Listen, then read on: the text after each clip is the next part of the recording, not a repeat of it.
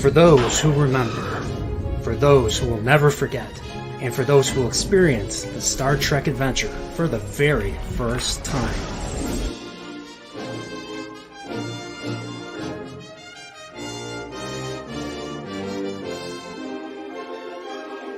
The Star Trek Hexology.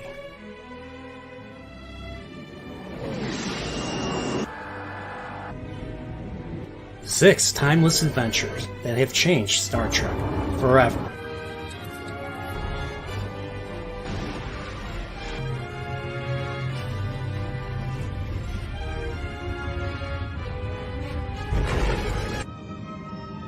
Now, all 6 films remastered in glorious HD for the ultimate in sound and picture quality.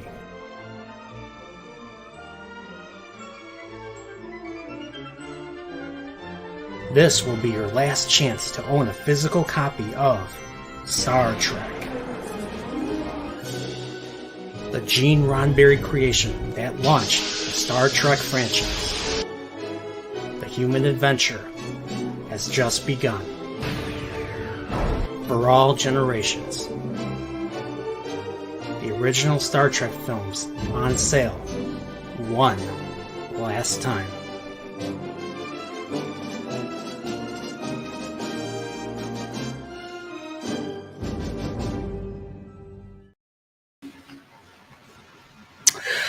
What's up, guys? Welcome to, well, this is going to be members. This is going to be my first member stream in a few months. So what's up, guys? Thanks for being here.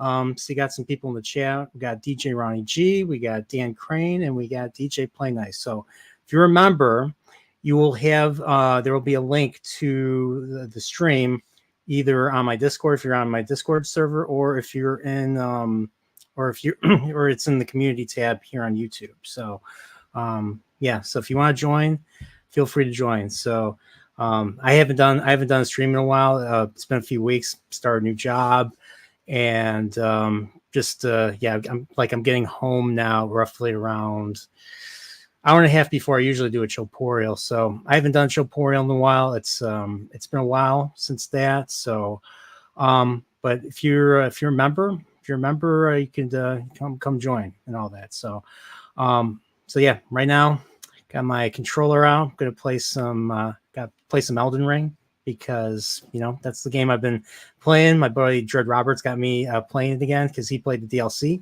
So that's what I'm doing. So so yeah, lean mean fighting machine. Salty, how are you, man?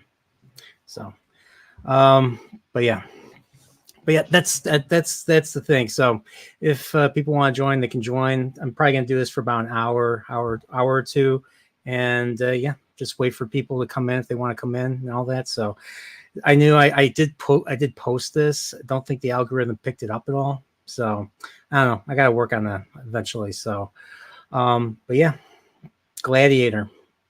Guys, looking forward to Gladiator Part 2 by Ridley Scott. I know how you feel, Salty. But I don't know if anyone else has watched the trailer. Makes me want to rewatch Gladiator 1 again. So, yeah. What's up, LPK? Come on in. Come on. If you guys have time, you don't have to stay. I mean, this is just pop in, pop out. That's it. Like as John Belushi says, like a zit. Get it? So. I don't know where my hat went. I don't know where I lost my reporter hat. So you get to see me looking the egghead. People like to say Michael Chiklis.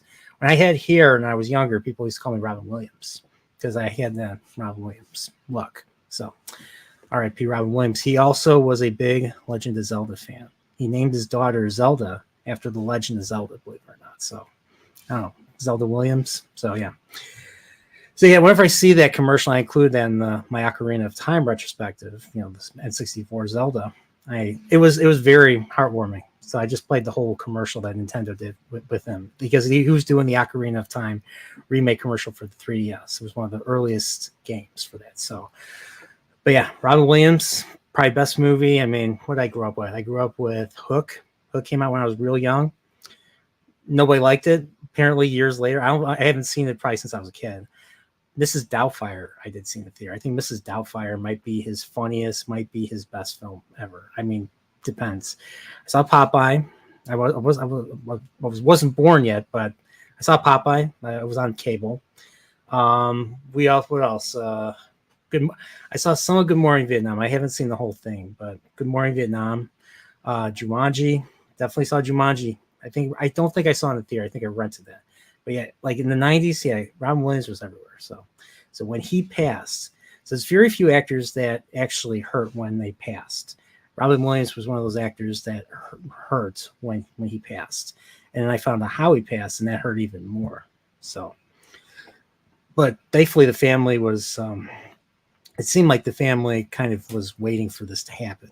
So I don't know. It's weird when it comes to dealing with suicide and all that. So 2030 prediction: Gladiator versus Jason versus Freddy versus Kong. There's only one Gladiator movie. Yeah, I agree. I haven't watched that one in a while. So the Gladiator, so just based on reading the synopsis again, so I forgot that Marcus Aurelius was in the movie. So Marcus Aurelius is the emperor. He's played by Richard Harris right before he died. It was around the same time I think he was playing Dumbledore in the first two Harry Potters. And then he passed away, after right before he passed away before Chamber of Secrets came out, I think in 2002. So, but yeah, Marcus Aurelius is the emperor. Commodus, the bad guy. Joaquin Phoenix's character is his son. And like in I don't know if any of you seen I, Claudius, the old 70s BBC show with Derek Jacobi, who I believe is also in Gladiator. I forget who he plays in Gladiator. But Derek Jacobi plays Claudius, the fourth emperor, and he wanted to basically rid Rome of the empire. He wanted to, and this is what Marcus Aurelius wanted, apparently in the movie too, was to rid the empire, rid Rome of the empire and bring it back to a republic, I believe. So Claudius wanted the same thing, but it failed because, well, do the emperors really, one thing that I, Claudius, really brought up, and it's a shame Dane's not here because Dane thinks about the Roman Empire all the time. Apparently it was Praetorian Guard who actually had the power. The emperors had nothing. They were just figureheads. They had to act the part and all that. It's crazy. But yeah, Correctamundo, Richard Harris was a drinking man's drinking man. I didn't know this, but he was in Orca. I saw Orca. My dad had Orca on VHS. I watched Orca. Another typical 70s bleak film, basically. Everybody dies. I think everybody dies. And the Orca wins. It was supposed to be, I don't know, it was supposed to be a cash grab on Jaws or something. Jaws is still probably one of the best horror movies of all time, if you even consider it a horror or a thriller or something. So Jaws is one of the greatest movies ever. Yeah. So whenever people say it, totally agree. So rap music and Gladiator, no. That was the thing. It was either that or they were going to play, probably for the umpteenth time, another stupid cover of the Immigrant Song by Led Zeppelin. It's I don't know. So, but yeah, Orca. You saw Orca in theater? Blackfish. That's the uncle in Game of Thrones. That's Uncle Tully. Blackfish. So I don't know. But yeah, Orca was it was Robert Carradine, I think, was in that. Robert Carradine was the kid, and Richard Harris was the captain, and I forget who else was in it, but everybody died. That's all I remember. So, but yeah, guys want to join? I mean, this is a member stream. I mean, I don't really. Maybe I could do this by myself, but I don't know. Like, what else is out there? I mean, I'm trying to think what else is out there to be. I mean, Acolyte. I haven't watched Beyond episode. I watched some of episode 4 of the Acolytes, and Bo Derek's leg got chomped off. Oh yeah, that's right. Link. All right. Oh, you don't see it, Salty? Somebody's. All right. Let's. All right, I'll send you an invite. Send you on your Twitter. But yeah, if you're a member, you're paying. You're paying. You're free to come on, talk whatever you want to talk about. That's why I'm here. So, All right, let's Twitter. Someone is salty. Yeah, I got the soundtrack to the old Nintendo game Fa-Xanadu. So Xanadu with a Fa Xanadu. It's a Zelda 2 like thing. It's a Zelda 2 like game. It's a platformer fantasy. He plays a hero with a sword and I have this. I was listening. I've been listening to the soundtrack all this week. So where is it? Salty. Here we go. Here's Salty. All right, there you go. All right, I posted it on your DMs and Twitter. So there we go. So yeah. Why is Denzel in that movie? So he's a slave that freed himself or bought himself out of slavery or something. Now he's what do you call it? He's a slave owner. He's a powerful figure in the Roman Empire. So apparently the main character or the story it's supposed to follow is Commodus's nephew, his sister's son or something. I don't remember exactly. Xanadu is a Rush song too. Xanadu, da da da da da da da da da da da da da. Da, da, da, da, da, da, da, Xanadu. Okay, sorry, I'm gonna get hit for this because music industry loves their money. So why is Pedro Pascal in every movie? I don't know why he's in every movie. He's in what was he in? He was in Wonder Woman 1984. He was in he's in Last of Us, plays Joel for some reason. I think they could have gotten Troy Baker, the voice of Joel, to play Joel. I think Troy Baker would have been a better idea.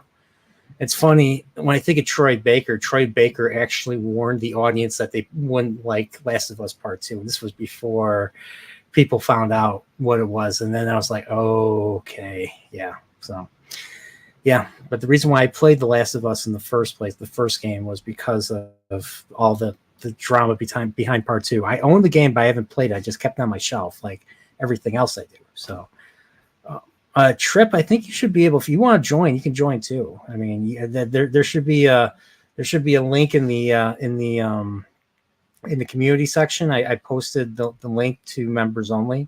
You're a member currently. So I think Gadfly posted the bill. No, I'm kidding. But yeah, if you want to join, you come. And Salty sent you one. So yeah.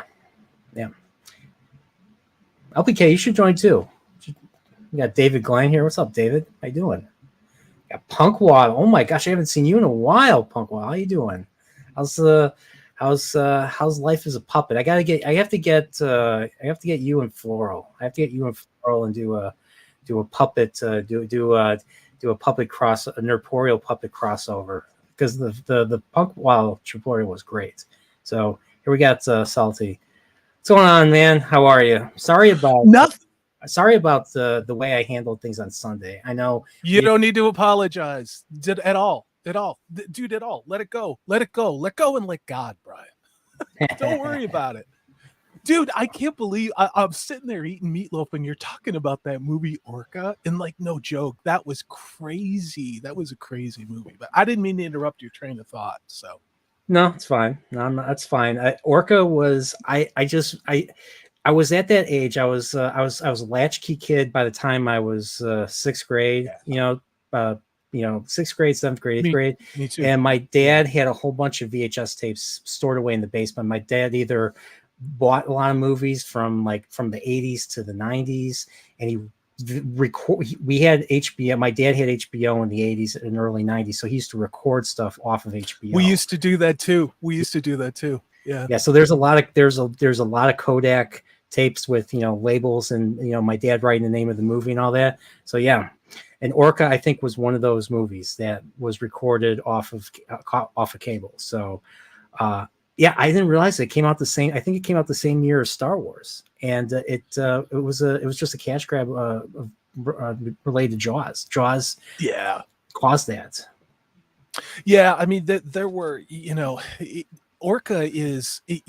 You hit the nail on the head. It's a dark movie, and it's incredibly violent. And in a lot of ways, it kind of captured like some of the more violent and some of the movies you like, where it's really that gritty street drama, and they pulled no punches.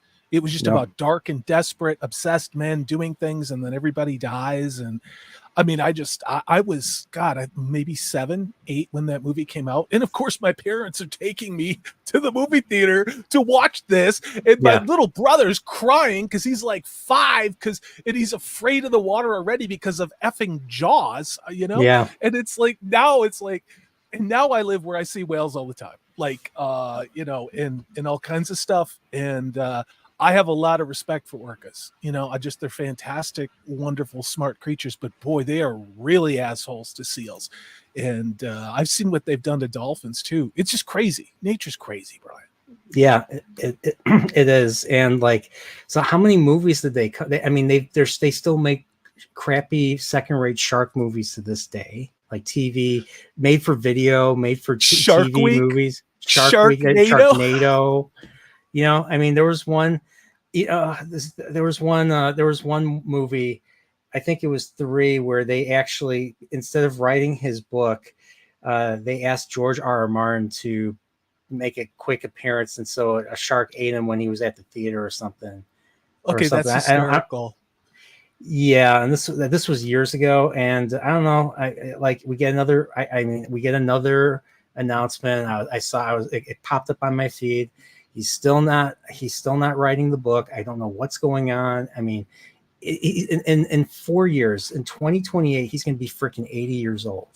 And he still hasn't finished book 6. And he's got to write books. He's got to finish book 6. He's got to write book 7.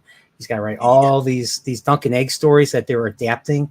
They're adapting the Duncan Egg short stories, and that's going to be the next Game of Thrones series next year. So yeah, House of Dragon season 3 is going to be out after the first season of it's going to be called The Night of the Seven Kingdoms, and then it's going to be adapting.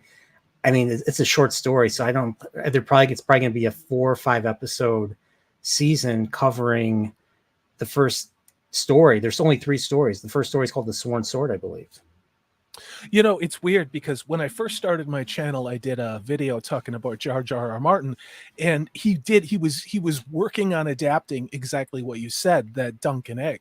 And this was back in 2021, like February of 2021. Now here we are 3 years later, and it's like, between all the other distractions and then Elden Ring, I mean, like I have no emotional investment with what George does. I left his series. I forget book 5. I don't know which one it was. It was after everybody that I vaguely knew and could keep track of, with the billions of characters in his book. The last person I cared about got brutally killed. And I'm like, I'm done. I'm done. And to this day, and this is a true story, Brian, I have never seen the Game of Thrones television show ever. I picked it up at House of the Dragon, and that's it. So you remember the Red Wedding in the book? Mm-hmm. Well, they decided to make it worse by making so Robb Stark had in both the book and the show, he had a wife. In the book, the wife wasn't with him, and he never got her pregnant. In the show, he gets her pregnant. So you know how they open the Red Wedding? They open with one of the sons of Walder Frey take a dagger and stabbing the pregnant woman in the stomach. You should have seen I didn't even read that. I didn't even get that far in the book. So I started reading the book series in 2014. And I decided to watch the show at the same time. I got further in the show than the books, because this was going up to season 4. So, I saw the Red Wedding, and it just I was drinking something. I think I was drinking. I stained my rug. I was living in an apartment in Iowa. I stained my rug because my jaw dropped, and I think I was drinking a Coke or something, and I spilled it because of the shock of what I saw. Like the whole, and I still think, and to this day, it was. George was like, it's worse than my thing. I'm like, it was poor taste. Yours had more. Yours had more taste, in my opinion. The books had a little bit more taste in how they did it. And to me, he telegraphed that was going to happen. You know, if you were an astute reader, I want to say hello to people. Hi, Punk Waddle. He and I are text all the time, and David Glenn and I hang out on DJ Ronnie G's videos all the time, giving each other shit. Hey guys, just wanted to say hey. Yeah, I mean, yeah, Whisker Fisherman, Punkwall Trip. If you guys at LPK, if you guys have time, go and hit the link and join us. Join us. I mean, this is your thing too. I mean, I mean, I know everybody's busy. I didn't really plan this well, but yeah, this is your thing. I just literally got done eating Firehouse meatloaf, which is barbecue sauce, cheddar cheese, onions, ground beef. Because I sometimes you just want to, and it's not your mom's meatloaf. I'm a child of the 70s, so my mother, anything that was meat based was cooked to gray, like a white shade Yes. of gray, like a Jedi funeral. Pork chops were Darth Vader at the end of Return of the Jedi. I mean, seriously.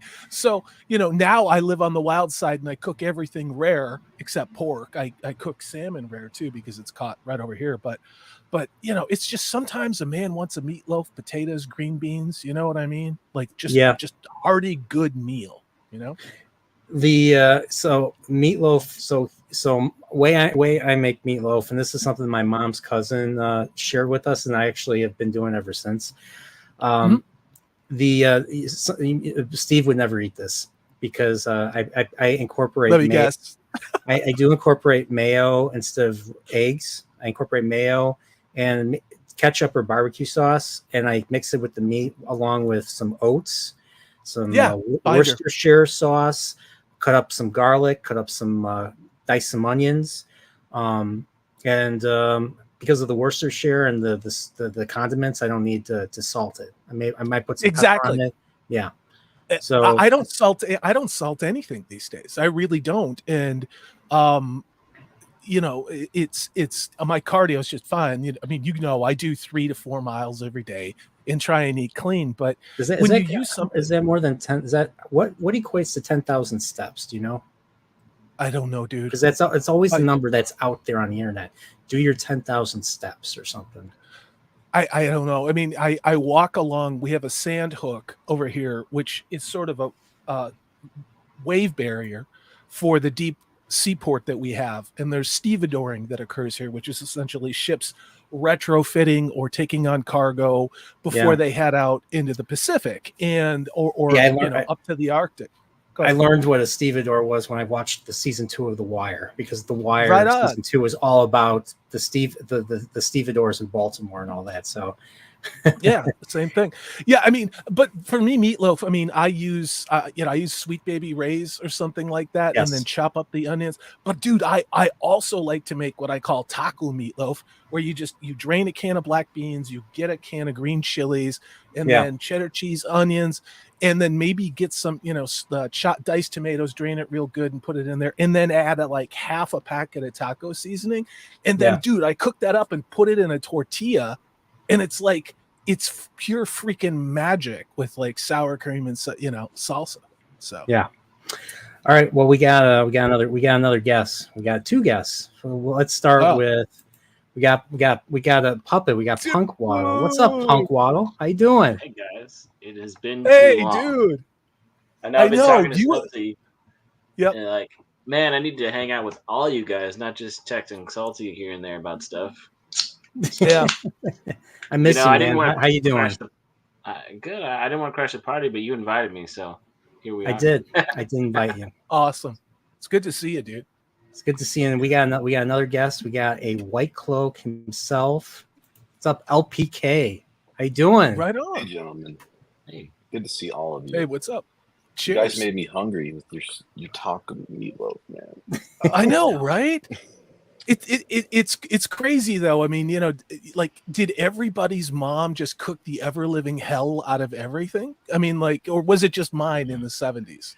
And that's part of the reason I don't use salt, is because everything was in shake and bake, like everything, And I got my entire sodium content by the time I was 11 years old that I should consume in my lifetime. I'm convinced of that. So shake and bake pork chops. Tuna casserole, tuna helper. Yes, sir. Oh, and my meatloaf at home was rock hard with like half a bottle of ketchup on top, which was also cooked very, very stiffly. It was, the ketchup was cooked very well done. So. Nice. But that was good stuff. I loved every bite of it. Hey, what can you do? Yeah, David Glenn, my mom did that too. I mean, asparagus, we used to grow it in our yard, and my mom would boil it so that it was limper than Joe Biden's D. You know what I mean? Like, it was bad. I mean, at this point, I think it's all pretty limp. Dun. Yeah. Yeah, but no, talking about moms and cooking. So my parents hailed more from where Nerdportal is, the northern Midwest. And when they came down to Texas, I mean, when they came from the South Pole, so they didn't believe in fried foods, and they're like, "This is just unhealthy, bad." So I grew up in the South, but I did not eat fried foods. Because you're saying about the salt, but she was the kind of person that was like, "Why do we need to go out and eat and buy stuff when I can do it better at home?" And she had her own meatloaf, and we all a lot of baked and grilled stuff. And the first time I really, really remember enjoying the chicken fried steak was, I think I was 11 or 12, hanging out at some friend's house during that weekend. And I thought it was so good, and I had like a second one. And the next day I was sick as a dog. Like, oh yeah, couldn't process it all. All this fried food, and it was, oh man, I didn't touch the stuff for another like 3 years. Yeah. I moved down to North Carolina after graduating high school and started eating all kinds of food like that. And of course, hanging out at the Waffle House, because that's what you do in the southeastern United States when you're in college. But it's like I'd never drank my tea with sugar before, and learned to love sweet tea, and learned about all kinds of differences in barbecue. And I think it's one of the most important things you can do when you move to the South is I gotta interrupt you. I gotta interrupt you really quickly. We're being hacked by a robot, a beta 2 robot here. What do you want? What do you want? I am the PvP 180 beta 2, and I heard there was a puppet invasion. Therefore, I wanted to join, but nobody sent me the link. Oh no! This is awesome. I got it myself. I thought you were the taking over the Teslas and the auto driving cars industry. Steve wouldn't let me drive his car. He does not have confidence in me. I love you guys. Can I just tell you how much fun it is to be on with all of you crazy creative bastards? This is the YouTube I watch now. This is the stuff I watch. It's shit like this. You know what I mean? Hate to tell you this, but I watch more political stuff myself. Yeah. That's no, but the one thing I will say is well, neither does Floral half the time, but Punk Waddle's there for him. So yeah, I do my best. I'm the. I don't know if I'm as much of a sheriff as a wrangler, puppet wrangler. Yeah. Oh Lord. So it's PD, not PD. It's PD, not pedo, right? Sorry, I got it is PD. It's PD. You might want to run and get a VHS head cleaner, because your audio head on your VCR seems to maybe be full of junk. So you kind of sound like Camilla Harris after doing a couple rails. I can do word salad. Would you like me to toss yours? Generous offer. No. Well, no. If you look like that Cylon, the blonde Cylon, I think the number 5 from BSG, we might have to get a room together. But I'm going to tell you, otherwise, I really am not going to have sex with garbage compactors. I don't. I'm tossing my hair for you right now, Salty. You know, I was about to say that PDP stands for Public Display of Puppets, but apparently we nixed that one too. I thought it meant Program Data Processor, but Laura was all like, "I'm too lazy to call you that." So he made me PD. Brian, what you're doing right now is more Star Trek than occurred in any of the episodes of Enterprise or Discovery. Let's just say that. Like, this is the bridge crew you want when they reboot Star Trek right here. Captain I've got Captain faith of the Nerd heart. I hate that song. I hate it. I always skip it when I listen to I haven't rewatched Enterprise in years, but when I do, I always skip that song. As I don't know whose idea it was to include that. It's so bad, dude. It's just like that. I was so pissed off from that song. I never finished watching the first episode. I'm like, what the hell is Scott Bakula? Scott Bakula? It's been a long road, but our time is finally near. I will see. It's like they wanted me to buy a Chevy truck, not watch Star Trek. That's how it felt. You know? Wow. I will confess to owning the DVDs of Enterprise. I do. It's a guilty pleasure. I know it's controversial, but I'm a All right, we got a Trip. We got a Trip here. What's up, Trip? Hey, right. Hey. But you notice you needed estrogen in this room. Oh dear. It was a requirement. Yeah, honestly, I was surprised because I mean I know the guys over in the White Cloaks they're recording their first season 2 rewatch right now. So oh god. So they're so I'm glad I'm not there. But it's from the little I understand, it's just the 3 of them. Don't they have and they're not, streaming it anywhere. So yeah, true. In my conversation with Dane yesterday, he said he wanted to do the first one with just the 3, like a channel. That sounds like they're redoing A Clockwork Orange with their eyes pried open, having to watch this Rafe Judkins abomination for 8 episodes. Well, all I'm thinking of, Salty, is remember the Mel Gibson movie where he's like the conspiracy theory guy? Yes. And actually is the truth, and he does the little newsletter, and they get him in the wheelchair, and they've got his eyelids taped up. Oh, yeah. I was also thinking of Braveheart when he's being disemboweled at the end. Could you imagine just like Dane ripping out his own intestines? Just ripping them out by the time they got to the end of season 1. Yeah. My entrails have become my extrails. Oh my god. Yeah, I was texting this earlier, but in Alex Nathan, we were talking about it, but apparently the Rings of Power is going to be dropping not 1 episode per a week, but it's going to be dropping 3 episodes at once in its premiere. And I had to go back and look because Alex is like, well, Amazon does that for all shows now. I'm like, yes, but this one cost like $80 gajillion billion, right? And was the gem in their crown. And sure enough, season 1 of Rings of Power, they did only weekly episode drops. So to drop nearly a half of the show on week 1, God, someone tell me what you guys think that means, honestly.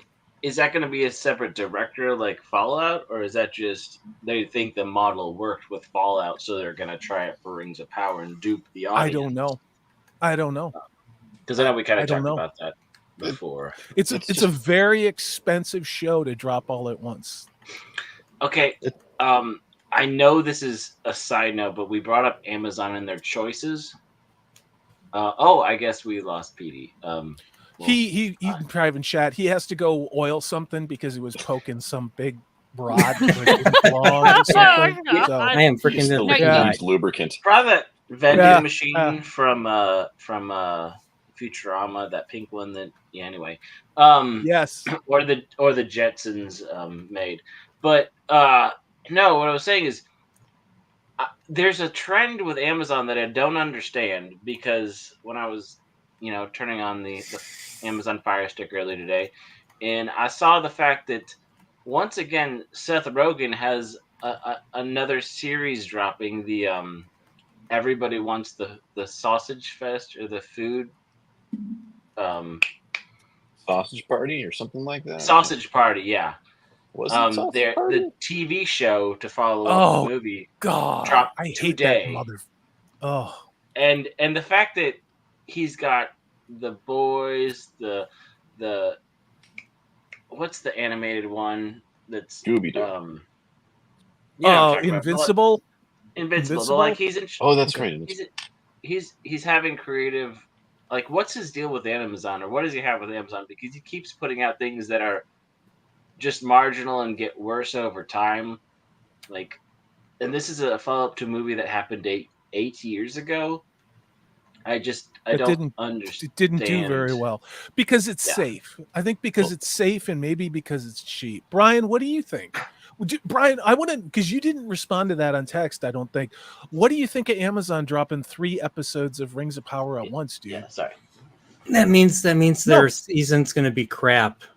I mean, the first 3 episodes means there's not going to be much of anything happening. Yeah. I mean, that's the only reason why they do it. They write these things, they make these things, and then they get reviewed. Oh my gosh, these bird things are going to eat me. Sorry. The red, sorry. But yeah, they did that. They did that with, I think they released the first 2 episodes because of season 1, because there was just no, what was I going to say? They lost everybody. Yeah. Yeah. There's not really much going on. And then, whoa. Get something jumping on your butt. You were talking about Gladiator 2 earlier, Brian, and I know in our chat group we were kind of all of the same opinion, but I mean, what does everybody else think? Because I mean, I'm not trying to take over. I just want to know what everybody else thinks, because I know what Disprue thinks and Brian and Steve, like everybody else. What do you guys think of this? I like Gladiator because, one, it was like sort of just like a fantasy take on the Roman Empire. It sort of let you lose yourself in sort of something that was not historically accurate, but really kind of like close, sort of like, just like what, a pop culture version of Rome would be without like, everybody speaking Latin. And it was just really enjoyable. Mm-hmm. The performances were extremely good, even for some like people that were not known exactly for good performances other than maybe Richard Harris. Like Joaquin Phoenix hit a home run, Russell Crowe hit a home run. All the action scenes were home runs. The dialogue was home runs. The score, the soundtrack was home runs. The settings, Hans Zimmer, Yes. Yeah. The special effects were extremely well done. You had those tigers jumping out. It wasn't really a tiger, but that was an effect. It was really sweet. Anyway, and they're remaking it with Denzel Washington, which has potential to be good, but it's also probably not going to be for fans of the first movie. Obviously, they're doing it for somebody else. Mm-hmm. Are they remaking it, or is it kind of like a sequel? Continuation? It's a sequel. It's a sequel. It seems like the amount of time has passed in real life similar to how much time has happened in movie time, because they're talking about how Maximus was a great person in his mask and some sort of like weird memory homage thing. But you remember the kid, the kid with the blonde hair in the first Gladiator movie? Okay. That's the man that we see in Gladiator 2. And what the synopsis of the movie is that he doesn't know who his parents are. Now that kid was 11, 12 years old in Gladiator 1. But apparently, Connie, whatever her name is, the really hot blonde chick from the first Gladiator movie, she apparently sent him away and then gave him brain damage so that this 11, 12-year-old kid doesn't remember his mother or his father, because the sequel needs him to. These things happen. So I'm not hallucinating though. Am I salty? There, I saw it's like in the promotional art. It's Denzel Washington, or am I like smoking? Yes. It is. It is, and he sounds just like he's the same character from Training Day. Yeah, it's like I'm not kidding. Well, Morgan Freeman in Robin Hood, he was Aziz. He was like the wise, helpful dude. This is like like Denzel Washington sounds more like he's like kind of like the mob boss. I am going to use you and take advantage of what you are for my own purposes. Like all this stuff like American Gangster. Yeah, exactly. Do you think he's like? I mean, what do you guys think of American Gangster? Like that, where he just shoots Idris Elba, dude. That is one of my favorite movies. And come on, it's Denzel Washington. Okay, so maybe Gladiator 2 isn't really something we're going to be thrilled about, but Denzel can Denzel. I think he's earned that. At least for me, he has. I get it, but yeah, It's true. I have not seen one bad Denzel Washington movie. I just don't think the direction and the performance are like. I think he'll do a great job. Don't get me wrong, but will it fit the rest of the movie? Will it make sense? I won't blame Denzel Washington if he steals, the scene, right? Oh, he's going to take every scene he's got. He's going to go for another Oscar. Yeah. What about you, Ronnie? What do you think about Gladiator 2? I didn't see the trailer yet. I mean, I kind of enjoyed the original one, but it's not like the most highbrow movie to begin with. So it's like, I mean, how much worse can they make it? Well, in this day and age, I guess they could make it worse. Hey, Ronnie, fuck you. That's a great movie. I'm just going to say that, okay? I mean, but is it Ben-Hur? Is it Ben-Hur? Is it Ben-Hur? Is it Ben-Hur? Seriously. It's not Ben-Hur. It's not Ben-Hur. That's a very good point. What's wrong with you? Did you get Charlton Heston with a Rolex on a chariot? It doesn't have to be Ben-Hur to be freaking awesome. Yeah. Maybe I need to rewatch it. Maybe I had some shit-covered sunglasses on or something to be, I mean, like it wasn't terrible. I'm just trying to be like that, modern movie critic, who's never got anything nice to say. Because there's not enough trans representation in Gladiator. Is that why that's the big problem right there? I mean, that's the problem. That's the problem. Don't say it, because you'll end up with it in 2. The special and we're going to blame you. We are going to blame you when that happens.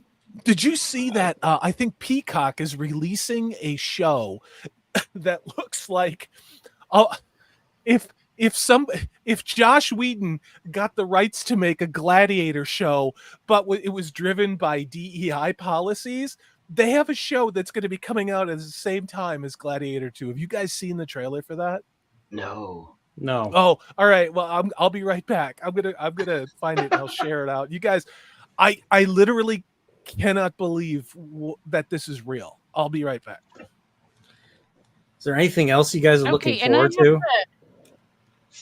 I have to ask, is anybody else getting a lag, or is it my internet? It could be mine. I'm not getting anything. I'm pretty solid here, Trip. Yeah. I was just saying, I got to jump off here, gentleman and lady, and I got to grab something to eat. All right. Chicken wrap. Okay. This is always a brief but very, very pleasant experience, Brian. Thank you.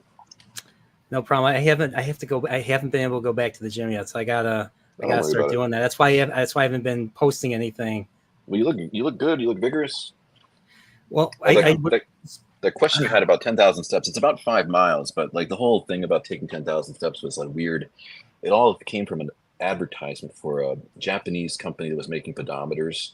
And they said to take 10,000 steps because 10,000 in Japanese is, it's pronounced man, like ichiman. And like if you draw that out in the Japanese language, it looks like a guy who's sort of like doing a little walker or like a little run. He looks like kind of like he looks kind of like the Cactuar from Final Fantasy. Okay, I know that. I know. Yeah, those guys would run away really quickly. But that's why they call it 10,000 Japanese steps like lot less than. Yes. Like, I couldn't help myself. They're like little tiny steps. Very small. Very, very small. Yeah. You all have a wonderful night. I'm gonna get something to eat. All right, take care, LPK. Take care, dude. Thanks, everybody. Talk to you later. Talk to you later. The show, the trailer you want to watch is called "Those About to Die." Look it up on YouTube. Those About to Die, and I want you to blend Josh Whedon getting the rights to do Gladiator based on DEI. Only they were inspired by Rey Skywalker and The Last of Us Part 2. Huh.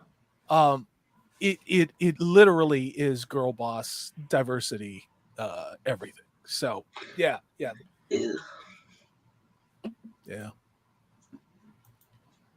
But what else you want to What else you want to talk about, Brian? Well, Hey, I said if I came on, I wanted to talk about this is not new, but The Night Manager. Have you ever watched that, Brian? It is an older Amazon, I believe it's an Amazon original with Tom Hiddleston and Hugh Laurie and Oh, Olivia Colman and Yep. I saw a oh my commercial for God. it. I've seen Yeah, commercials. I for it. I was haven't actually seen it. I think they were showing it on AMC because I would see the commercials during Better Call Saul watches. well, and you know how things move around these days, even if it was an Amazon original, I can't remember, but I'm rewatching it because it came into my radar again somehow, and oh my God, I forgot how good it is. I mean, somebody who's seen it may disagree with me, but then I would argue. But that takes me back to that's when they made good series. I don't know. Woody, I think you've seen it, That was Salty, a good haven't you? series. That was a good series. What's it about? Yeah. Is it a thriller or something? It's a suspense thriller. Yep. I don't know. Salty's burn. better at doing synopsis than I am, so you might want to do it, Salty. It's a slow burn. I don't remember specifics of it because someone else wanted to watch it, if you know what I mean, and I was kind of doing other stuff. But it was like, okay, well, that's kind of cool, and not paying full attention to it. But it wasn't one of those things that made my balls crawl up into my body and me sit there and cringe in pain. You know, like just about everything on television does. So I think if you want like a smart sort of a suspense kind of whodunit, backstabbing thing, it's probably something you might want to watch. So, and it's not really a whodunit. It's a and this is really not spoiling anything because they tell you this like right off the bat. So Hugh Laurie is like a gunrunner bad guy, super rich, super powerful, all of that. Tom Hiddleston is actually the night manager of a pretty expensive hotel, I think, in Egypt when it begins, and some shit happens, okay, that he's not real thrilled with, and he's actually English, right? But he, is made aware of the fact that like Hugh Laurie's character is, this bad dude, and they get like the English, whatever you want to call it, secret services or whatever, that's Olivia Colman. He kind of goes undercover for them to bust Hugh Laurie. So he goes deep, deep, deep undercover and gets real close to Hugh Laurie and all of that. And it's just really good. I think it's really well written. It's smart. It's entertaining. There are suspenseful parts where you're just like, oh shit, who's going to figure out what here? And there's little internal politics going on. And so if you like that kind of thing, yeah, it's excellent, actually. Yeah. Yeah. Okay. I think I'll have to. All right. The Night Manager. Let me add that to my list of more TV shows to watch. Let's see. Night Manager. I lump espionage with kind of whodunit to a certain degree, but yeah. Sometime I want to do a stream just talking about Basil Rathbone, and I may have to get Dino from the Late Late Show on because I'm a huge fan of old serials like Flash Gordon, the original ones with Buster Keaton and Buster Crabbe. But one of those, Buster somebody. Yeah. And thanks. And but yeah, that, and then the Sherlock Holmes with Nigel Bruce and Basil Rathbone. My grandpa used to watch the Cisco Kid too, those types of serials, anything like that. That's the kind of stuff that I kind of find myself watching for distraction and also for grounding. Because I don't know about you guys, but it feels like the whole world's kind of lost its goddamn mind. So I'm going back to the classics to escape to. Yeah, I mean, it's still like the classics still work, like just the way it looks, and the fact that, and especially older stuff for me, it just feels like a world I'll never know, and a world that feels very far away from what I consider my reality and everything, because I didn't live it. I didn't live the 70s or early 80s. So Yeah. That's kind of where I'm at. So well, yeah, Jim, you only really miss Jimmy Carter, really tragic close, your parents swinging, no one having any money, and a bunch of hostages getting taken at the end of the 70s that mysteriously got released in Iran after drug money bailed them out and guns were given. So yeah, I mean, you didn't miss much in the 70s, you know.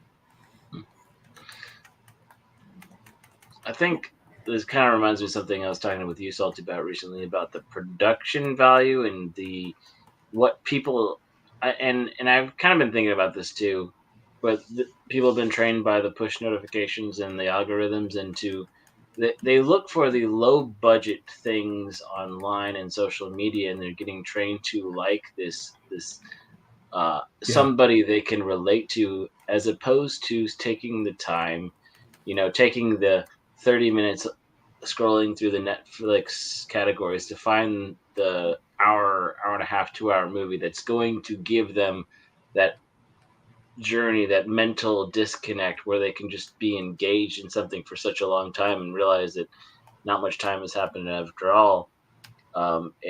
It's this weird, I'm sure there's psychological studies in terms for it, but I don't know, this is kind of, instead of going back to the originals, that the authors, the world building that created something that stemmed all the inspiration, we're going to the third, fourth generation of Xerox's of devolved inspiration that your box gets smaller and smaller and smaller.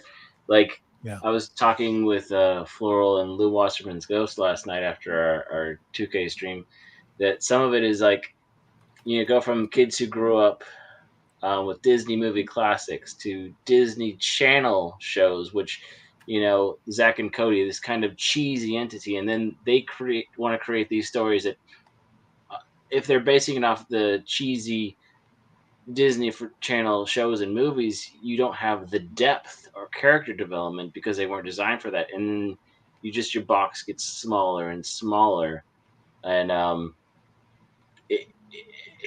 your scope of influence is so diminished.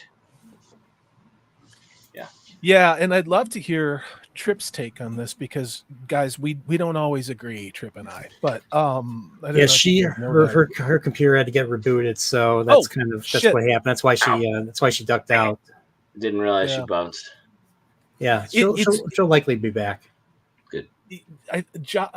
Punkwaddle, I think you hit the nail on the head and why things make my skin crawl. And maybe it is because I'm 54 years old. Maybe it is because my brain was trained.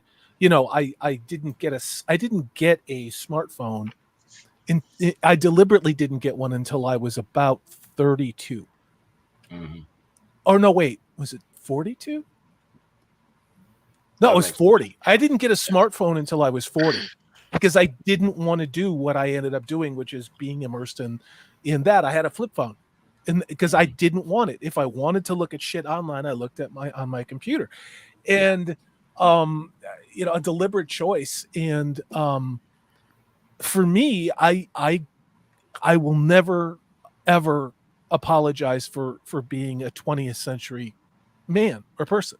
And the stories and the 3-act play and the 4-act play and the necessity of what happens on the screen has to be motivated by actual things that use the story, as opposed to what we're seeing. And Brian and I have talked about it ad nauseum about many shows now, Wheel of Time, and I think House of the Dragon to a degree, is that there's just emotional scenes that kind of play out. And yeah, some of them are really well done, but they don't fit into the other crap that's filled up half the season or 3/4 of the episode. And then just because you make one big boom thing and it's cool, like, if there's no impetus or setup for it, I'm out, mm-hmm. And I don't know, I you guys are gonna laugh, but Dino from the Late Late Horror Show, I honestly consume more radio plays from the 1930s, 40s, and 50s than I do streaming content that's new, because I literally, it's like my brain is getting dopamine, and it's getting what it needs to be entertained and escape. Like shows like Johnny Dollar, of course, Sherlock Holmes, countless other ones, The Shadow. And when I get that, it's really calming. And Trip, what do you think about that? I mean, you might have a couple more miles on your odometer than I do because I'm 54. So what do you think about that? Well, kind of, because I had to restart my internet, so it's much better now. So yeah, rural, and I use a hotspot, and I forget I need to reboot my phone every once in a while, or it. So I caught part of what you were talking about, but what specifically?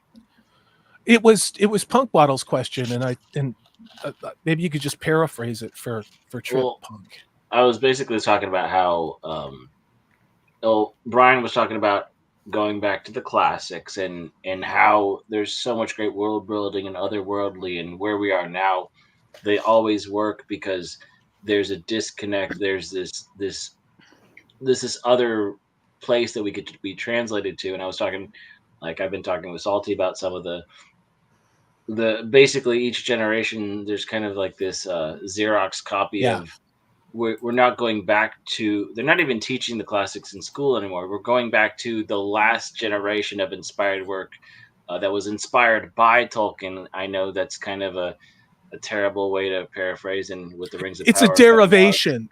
It's a derivation or a reaction. Yeah. And it's like, it's inspired by people who were inspired by somebody who was inspired by Tolkien. Like I use the degenerative process of Disney movies, the classic VHS movies collection, to the Disney Channel made for TV movies and stuff that was just cheesy and lighthearted and campy, but it wasn't bad. It had its place. But if you grew up experiencing that as your inspiration, and you're not going back to a bigger world, a more grandiose, experience, what you're using to create is a smaller and smaller box of just options. And so once again, you create the sitcom, you create and I didn't say this earlier, but you create the sketch comedy where each scene is supposed to move along a story, but it's this isolated thing that you throw in a couple of lines and a couple little exposition, tell, don't show, and show, don't tell. And all of a sudden we have a quote unquote story. So basically, well, you have quite a bit to unpack there, don't you? Yeah. So I guess generally my take on that would be, first, those who are familiar with me know I tend to watch things from a different point of view or a different aspect than I'm nerdy in my own way, but than a lot of you guys do. I don't spend a lot of analytical time. I'm an emotional viewer. So as long as I'm not taken out of my enjoyment of something, I can actually enjoy a lot of things that, per se, like maybe Brian doesn't enjoy, or you don't enjoy, or Salty doesn't enjoy, but I'm enjoying it from a different aspect. However, I have lately, especially lately, because I found myself getting sucked in too much, I guess, into kind of the echo chamber that I think a lot of us can, because we have so many problems with newer properties. And so we start analyzing that, or we start bitching about that stuff, rightly so, but you kind of get yourself in that echo chamber, and for me it starts to get a little toxic, and I get rather more bitchy than usual. So what I've kind of really found myself doing, like with The Night Manager, like with a lot of classic movies for me when I grew up in the 70s, the 80s, and the 90s. I grew up on a lot of 50s and 60s movies. Yeah. And you can definitely you can definitely tell the difference in the properties that they're giving us, right? Yes. And because the 70s and 80s started to become a little bit more I guess reality based, or I love the Ground level. well, Ground yeah, level. Yeah. the 50s and 60s, I love that stuff. Hey, I am a Doris Day fan. I will That's- go back and watch Doris Day movies or watch Jack Lemmon. Oh my God, The Apartment and things like that, right? And they're not necessarily per se they're representative of the image that Hollywood wanted to project. Yes. Right? Because Yes. Hollywood is very, very good at that. But it was also a completely different projection that Hollywood was putting out there, anywhere from, in my mind, the 50s, even kind of through the odds. But I am finding so much more enjoyment and a come down from the toxicity and more of an escape, even when I'm watching something like RoboCop, right? You know, because even though that, involves more of the violence and things that, started to become shared more, right? That we became more aware of, it still is a case of I get that escapism and I Thank can you. remain in that world. It's Yes. not it's not throwing an agenda at me. It's not terrible writing that pulls me out and makes me go, what the hell are you people doing? So that's really what I miss, is the escapism. And that's even if it's something that is supposed to be based on reality, on what we know is true facts or something. So for me, I find myself going back to what I consider the classics quite a bit. And I'm also a little bit different in the fact that tell instead of show doesn't bother me as much as it does some people. I like a mix. I like, yes, treat me like an intelligent viewer. It And depends on just the performances too. yeah. That's usually what will win me. So like if I hear a story in like Better Yeah. Call Saul and I just see them talk, or in this case, or in my most recent case, the final episode of season 1 of The Bear, if the performance is great, I'm in. Well, yeah, and I think you can mix it. You can find a balance with the show versus tell without it being some drab monologue that they're just throwing at you. But yeah, I really do. I'm thrilled when I find something that engages me like that. And Yeah. I will just say a couple more things and then I'll let you guys have it. But I do think Apple TV has been doing better than most streaming services in kind of doing a lot more of that, with their series and their shows. And on that note, I don't think anybody else here has said anything about this show or necessarily likes it, but Severance season 2 is actually coming out mid-January, and I am so freaking thrilled about that. I love that show, and it is. And I don't think Steve liked it though, which I get. Okay. Steve likes his own stuff, and that's fine. I mean, usually if Steve likes it, I don't. If I like it, Steve does it, which is fine. But it gives us, the right to yell at each other. But because Severance is a slow burn, and you're like, what? Wait, what?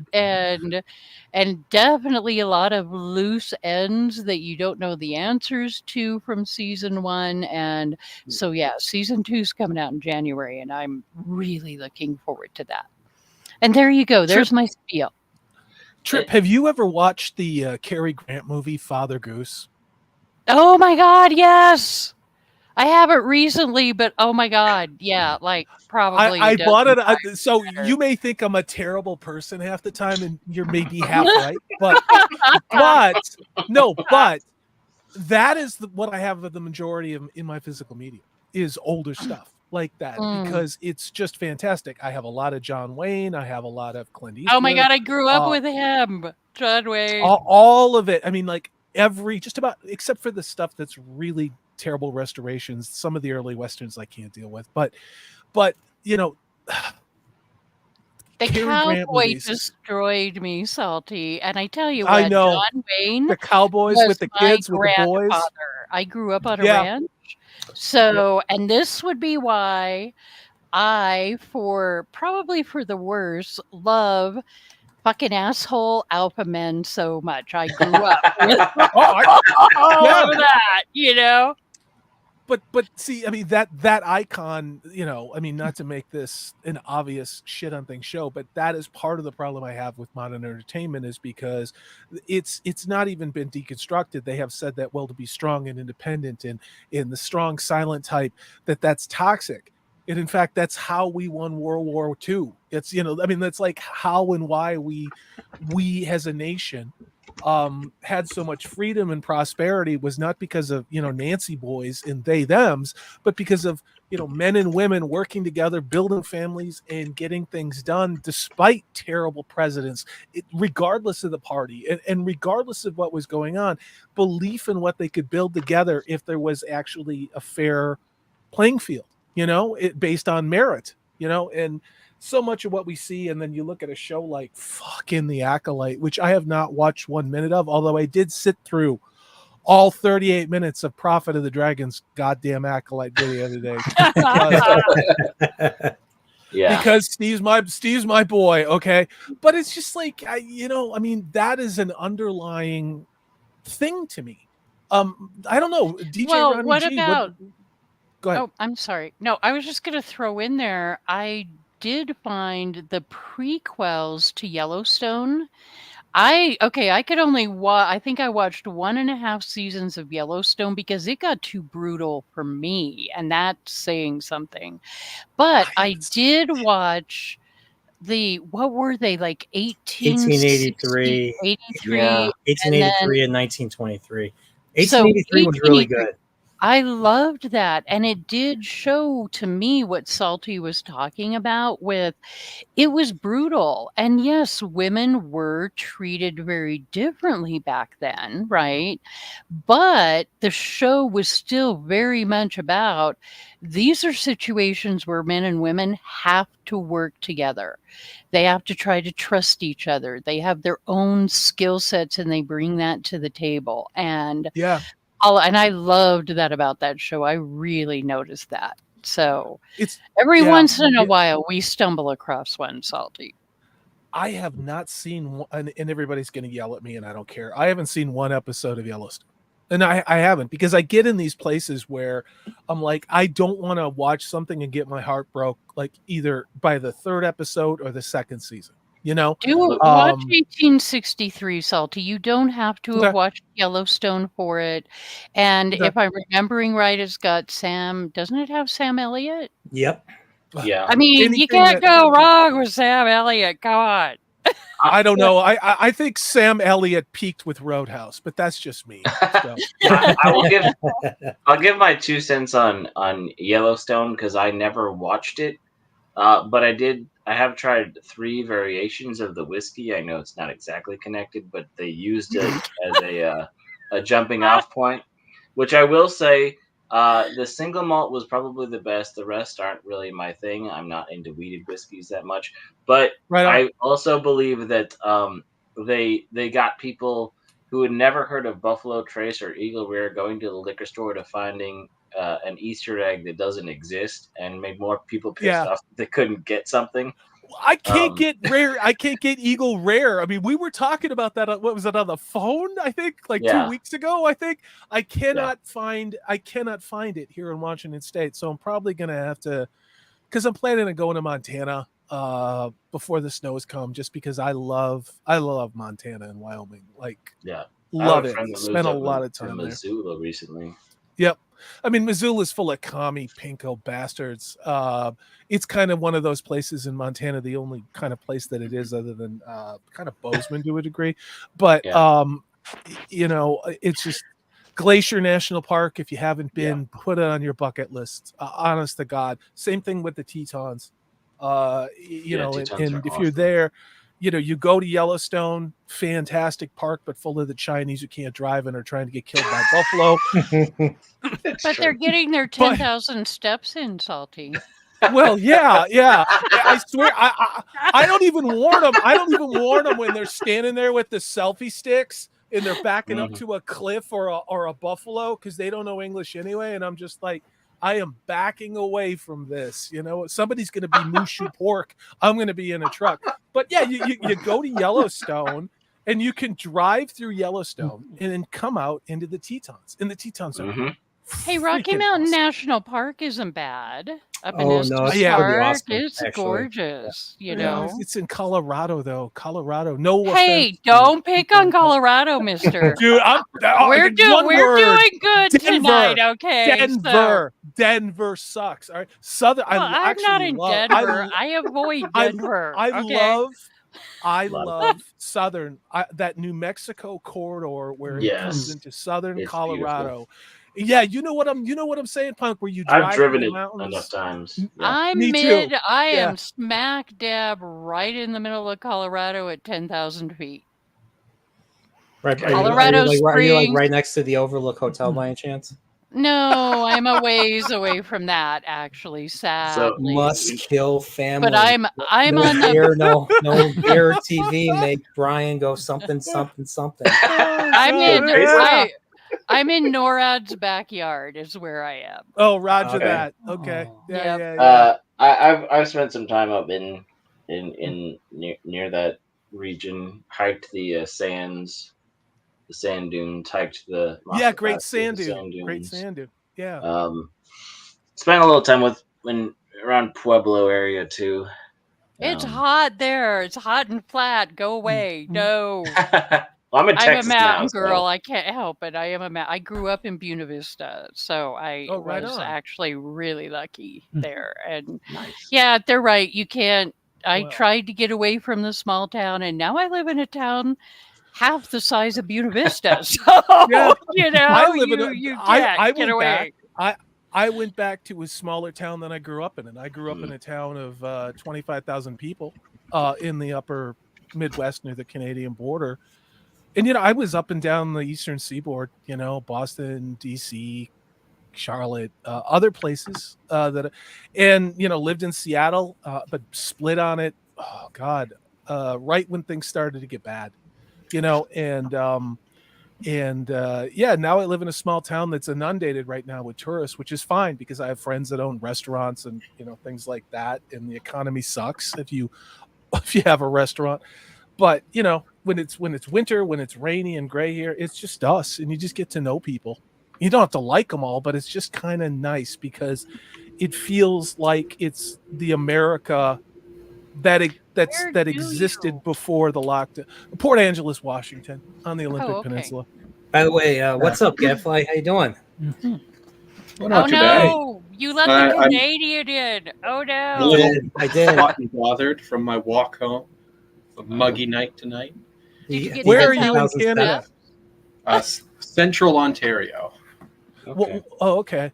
Yeah, I know. I've been to Algonquin Provincial Park, and I did some work in Mississauga many years ago. It's beautiful. I love it there, especially because it's so big that you can just go in and be lost to humanity.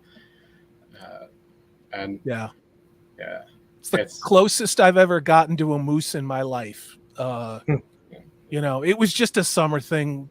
There wasn't love, but it was the closest I'd ever gotten to a moose in my life. Well, that's one of the things about Canada that is great. There's a whole lot of area that is not habitated. Same thing where I am. You start driving west. This is like kind of the last town, and then you have forks, like vampire Twilight forks. What's the best place to hike in Canada? There's a lot of really great places. there's a trail that goes entirely around the Newfoundland. So the island, Newfoundland and Labrador. Labrador is the island. So it goes around the entire island. There's a Bruce Peninsula Point that goes along the entire Niagara Escarpment. And if you're there when you're watching a sunrise, it is beautiful. There are a lot of places within Quebec as well. I haven't gone out west so much, but once again, there are tons of places there, right? You get to Alberta right and BC along the Rockies, tons of hiking trails there. But one thing I will tell you is Canada is the #1 place in the world for canoe trips. Yeah. That's how I did Algonquin. Yeah. That's how I did Algonquin. I did this fantastic trip back when I was like 15 or 16. I went up the entire Harricana River, so up from the base of Quebec, close to the U.S. border, up through river system up to James Bay and Hudson Bay. Are you kidding me, dude? Seriously? Yeah, it was fantastic, and it was just a small group of us. There were about 14 people total, including the 2 sort of guides. When I got to the mouth of James Bay, we stopped and camped, and due to some shenanigans with some other people that we met along the way there, almost the entirety of our party got absolutely tonked to the gills.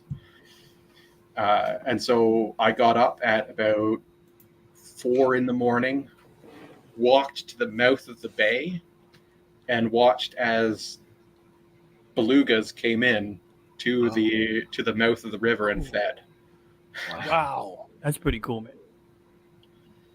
But yeah, it was just no other human within literally miles and miles of us. Like we were days away from other human beings. That's crazy. Yeah. But yeah, so walking through a somewhat urban environment like I have been doing tonight has been much of a meh in my books, but it's walking, it's getting the old exercise in. So I want to read Whisker Fisherman's a member. Thank you so much for being a member for 6 months. Just a friendly reminder, many great books like Blood Meridian and In Cold Blood are free on YouTube in audio form. Dude, I was just watching No Country for Old Men a couple of weeks ago because I went to El Paso, and well, I was in a Texas mood, so I watched that. Dude, great movie, and this is on my list. I have to start reading Blood Meridian myself. I have it on Kindle, so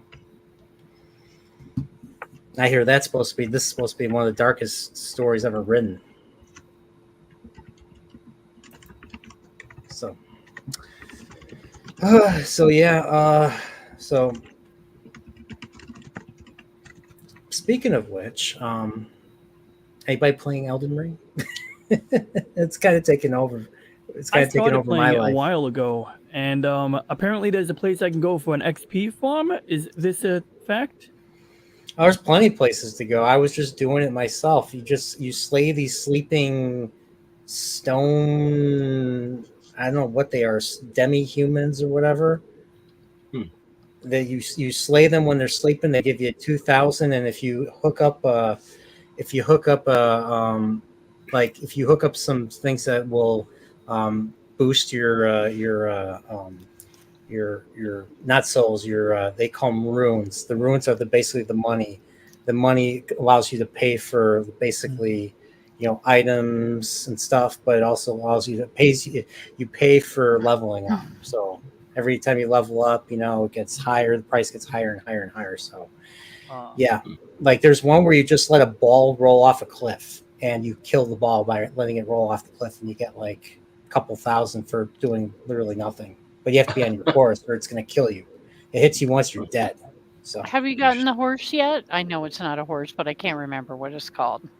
Yeah, There you Torrance. go. Torrance. Yep, and yep, I do. Did you give Torrance it the your only- own name?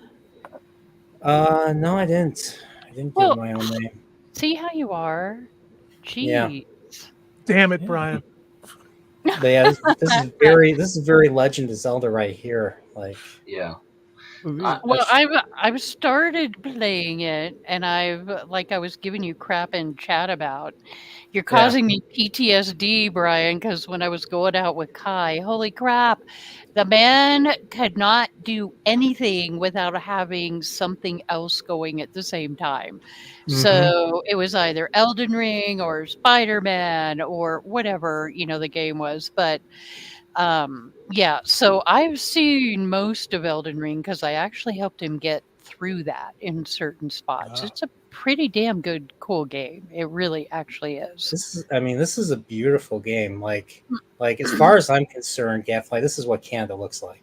Okay, maybe not. More raving loony leftists and angry mooses, but You're but not pretty wrong. close. You're not wrong. I British hear- Columbia. You can see it out my window from the office if it weren't covered for Nice. streaming. But it's yeah. I just didn't expect you guys to go as nuts over there as you did, and I know it's not you guys; it's the World Economic Forum. But still, it breaks my heart because I loved Canada for years. Canada just has a lot of weird stuff going on, like the development of the growler bears, which are biologically viable mix of polar bear and grizzly bear, which is terrifying. Oh no, a new bear to meet in the forest. Yeah. We also have situations where we're finding moose remains in dead orcas, which is Wait, how is this happening? well, the moose out west are starting to dive down into water to get stuff. Yeah, but wouldn't they have to be out a little ways into the ocean for that? No, orcas will come in. I mean, they won't come in like, they can come up to shore or come in really shallow waters. I mean, chest high, waist high. And I've seen it. I think it's over there in Port Townsend, which is another commie shithole here in Washington State that has a lot of money. But they'd come up right close to the shore. And you could see them. So it doesn't surprise me that they're going to chomp on a moose. Well, great. Now I'm going to have nightmares about orcas eating mooses. It is mooses, right? Moose-eye. It's moose-eye, I think, right? It's moose. I know. So it's moose and moose. It's not all right, moose, then. it's moose. Multiple moose. Mooses. However, if there are two different species of moose, it's mooses. Just like if there's two different species of fish, it's fishes. Like if there's two mices, they're called mices, right? Mouses. Meat? I know, I'm fucking with you guys.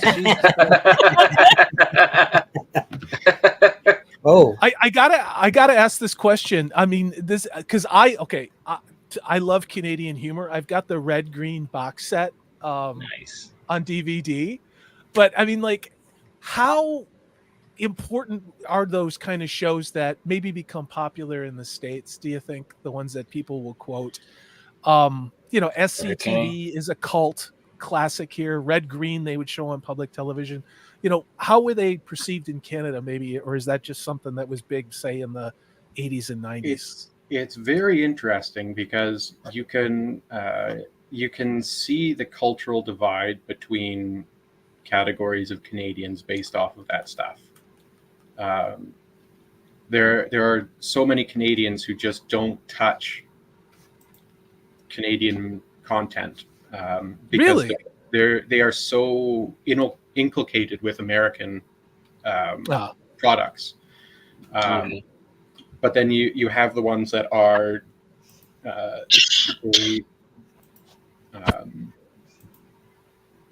they are dedicated to Canadian content, and so they go out and they try to find as much Canadian content as they can, and then they end up falling in love with some of the stuff like Red Green and Doug and Mackenzie and stuff like that. But it is very interesting where you have it has changed now as well, but back when I was in high school, you had these two different classes of Canadians: those who were familiar with the sort of Canadian content and those that were not. And then you had the pushing, the CBC pushing of the Canadian content that wasn't really Canadian, like Little Mosque on the Prairie, which was Canadian in that it was Canadian actors and Canadian location, but it was very American in sort of presentation and style, and was obviously about Muslims in I think it was Saskatchewan was the setting. So it was like it was Canadian in the fact that it was made in Canada with Canadian people, but the subject matter really wasn't Canadian. Out here go ahead, Trip. Oh no, I was just gonna say, you guys are talking about, Canadian shows, and you'll probably give me a hard time. That is fine. But I love Murdoch Mysteries. Gadfly will probably roll his eyes at me, but especially the first however many seasons. I mean, it's getting a little long in the tooth now, but oh my God, I love that show. The hotel I worked at, they shot a couple episodes. Cool. There while I was working. Yeah, it was fine. I thought it was fine. It's fun. It's a fun show. I mean, it definitely has a cheesy, campy nature to it, but it was aware, and it did it very well. I love how they're always trying to take, like, especially US stuff, right? But like inventions from elsewhere and attribute them to Canadians. That part just cracked me up to no extent, Yeah, that's the real Canadian inferiority complex. But just don't let the Canadian inferiority complex rise when you're at war against them, because then the monster comes out. Then they get the hockey sticks out. Well, I mean, no high sticking. Like the Geneva Convention, a large part of that was because of Canadian conduct and so on and so forth. And I'm not being facetious about that. The Canadians in both world wars were absolutely vicious, effective but vicious. Well, I have seen things that about more or less like don't mess with the RCMP. Yeah. Well, the history of the RCMP especially was like they were the only real force of law and civilization from like Manitoba out to British Columbia, and so they had to border, like they had to patrol and secure a huge territory with very limited manpower, and were very successful in doing so.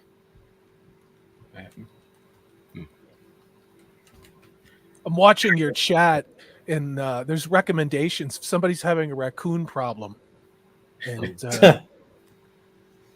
of course, I wanted to say, well, that can be solved with 22 caliber quite handily, but you don't want to sit up all night, So, yeah, zebras have been recommended. Donkeys, apparently. I said a Kodiak bear because if you're gonna solve a problem, you got to over-engineer it, So. Well, the other thing is coyotes. Coyotes solve a raccoon problem. It's true, but then you got a coyote problem. Well, if there's a raccoon in the attic, I think it's better to use a live trap than put a coyote in your attic. Yeah. Well, it depends. Have you done it? Have you actually, Punk Bottle? If you haven't done it, you are no authority on keeping potentially rabid scavengers in the attic of a home. Okay. Okay, Just I will. give it a chance. All right. I will tell you the time that I was. Well, it was when I was traveling, so I just needed a place to stay for about a week, a month. But a guy I knew who'd just gone through a divorce had an extra room in his house, and so there was a raccoon problem, and I could hear it on my side of the house. Because the attic was above me. His side did not have the attic. And I said, hey, there's an issue. And I'm hearing stuff. He's like, okay. He got a live trap. And for some reason, he also put out wet cat food for it. And he also put the trap a little bit too close to the coax, the wires for the cable. So by the time we got up there, it was gnawing, chewing through the cable. It smelled disgusting. And then when he brought it down, when we pulled it down through the house into the garage, because there's always that local guy who will deal with the rodents and live traps, and he just kind of comes out of the woodwork. Well, he showed up later, but the dogs were marking their territory all through the house as the raccoon went through, and I was just glad the raccoon was gone. It wasn't my house because. And I was also happy that I didn't hear that trump, trump, trump, trump, trump above me when I was trying to sleep at night. But it was a very interesting experience. Yeah, cool story. And that's how I know. For those who, I know you guys mostly don't, but for those of you that follow the Ricky Raccoon Twitter dumb cringe thing, that the raccoons can be displaced in a peaceful way, and I've seen it, and that's all I have to say about that. They also make great hats if they don't want to leave. Okay. Well, I am from Texas, so and I have been to the Alamo. Oh no! Oh yeah! Oh no! Canada and Texas, help! When I grew up in Buena Vista, we had a neighbor literally 4 houses down the block that had a pet raccoon. And I kid you not, and he would walk that thing a lot on a harness, right? That pet raccoon was probably 100 pounds or better. I mean, it was huge. Dang.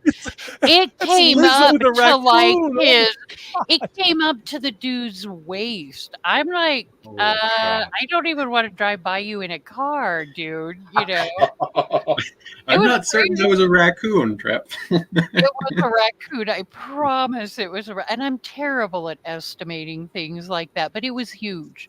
It was the size. It was fatter than a dog that big would be. It was huge. Well, also smaller legs, but Hey now. That's it. Someone needs to tell Snacks and Comics to make a morbidly obese giant raccoon puppet because he loves building those damn things. Tell me I'm wrong, Pug. Tell me I'm wrong. Well, I mean, since DJ Ronnie G and I do hang out with him when he builds stuff on Tuesdays, we'll make sure that message gets passed along. But yeah, he loves to build stuff. Yeah, tell him Corey. Corey says his love. Yeah, will do. All right. Well, it's been about an hour and a half, so I'm already tired. I'm already ready to go to bed because got an early day tomorrow. So, you guys have anything you want to promote? Any last things you want to talk about? Oh yeah, because I got to eat the 2 anyway, so this works out. But I wanted to get a word in. I enjoyed listening to you guys talk before, so I didn't want to interject too much. But I'm gonna just guess what Salty was gonna ask me. I think he was gonna ask me what type of entertainment I've been watching, and recently I watched Godzilla vs. Ebita, and I just love this screenshot where he's like using his little chopstick claws to pick up a man off of a boat to consume. So yeah, that's that. And secondly, I decided to skip the Showa era for a little bit, and I skipped straight to the 1990s Godzilla vs. Mechagodzilla 2 movie, and I was blown away. Nice. So I think I'm just gonna not watch them sequentially and just pick whichever ones seem cool. And I'll be able to get through all of the Godzilla movies that I have yet to see since I was a child. But that's all I wanted to say. But aside from that, I would promote my robot. Petey. I'm a little disappointed in him for like, taking my, being at my desk. I come into my room and he's like at my desk going, "What are you doing here?" He's like, "I'm here." And I'm like, "What the heck?" But I actually got some special upgrades planned for him. Aside from a lobotomy, I will be hooking him up with some space-age composites.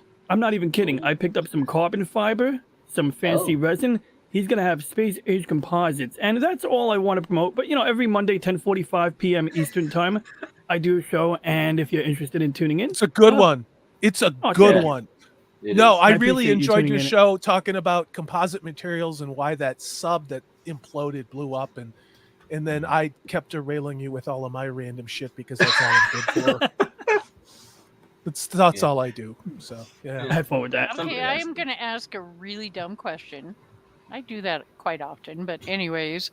So, DJ Ronnie G, what's the DJ part? Are you actually a DJ? I should probably know this. So bad trip. I'm a disc jockey. Yeah, I jockey hard disk drives all day, every day. Obviously. Well, don't tell me obviously. If it was obvious, I would have known. Now, wouldn't I? That's fair. I'm directing that question to most. Yeah, fair point, Trip. But yeah. So I mean, obviously, DJ would imply I'm a disc jockey, right? Turning tables, but I don't even know how to keep a beat. And the only musical instrument I own is a bass guitar, and I don't know what to do with it. So I one day dream of making alien sounds by going. Woo, woo, woo, woo, woo, woo. That's like the extent of any musical experience. So my turntable sucks. I mean, it's good enough, but it's not like a fancy one. So yeah, hard disk drive jockey all the way. This is why you should watch DJ Ronnie Shee's show every Monday night at 10:30 p.m. Eastern. And there we He's have funny as shit. There we have announcer Salty. You can tell he puts his announcer voice on. It's true. Well, I work at a strip club, and so I'm like, next, it's Bubbles. Really? It's no, dude. I don't know with you. What the Obviously. fuck, Salty? How the hell am I supposed to know what comes out of your mouth is the truth? Yeah, I might have a 25-year professional career, but no, the asshole named Salty, he just works at a strip club, and he's the jizz mopper who cleans the jizz off the tabletops. You fucking outed me, Trip. Thanks a lot for doxing. Well, you're welcome. Anytime.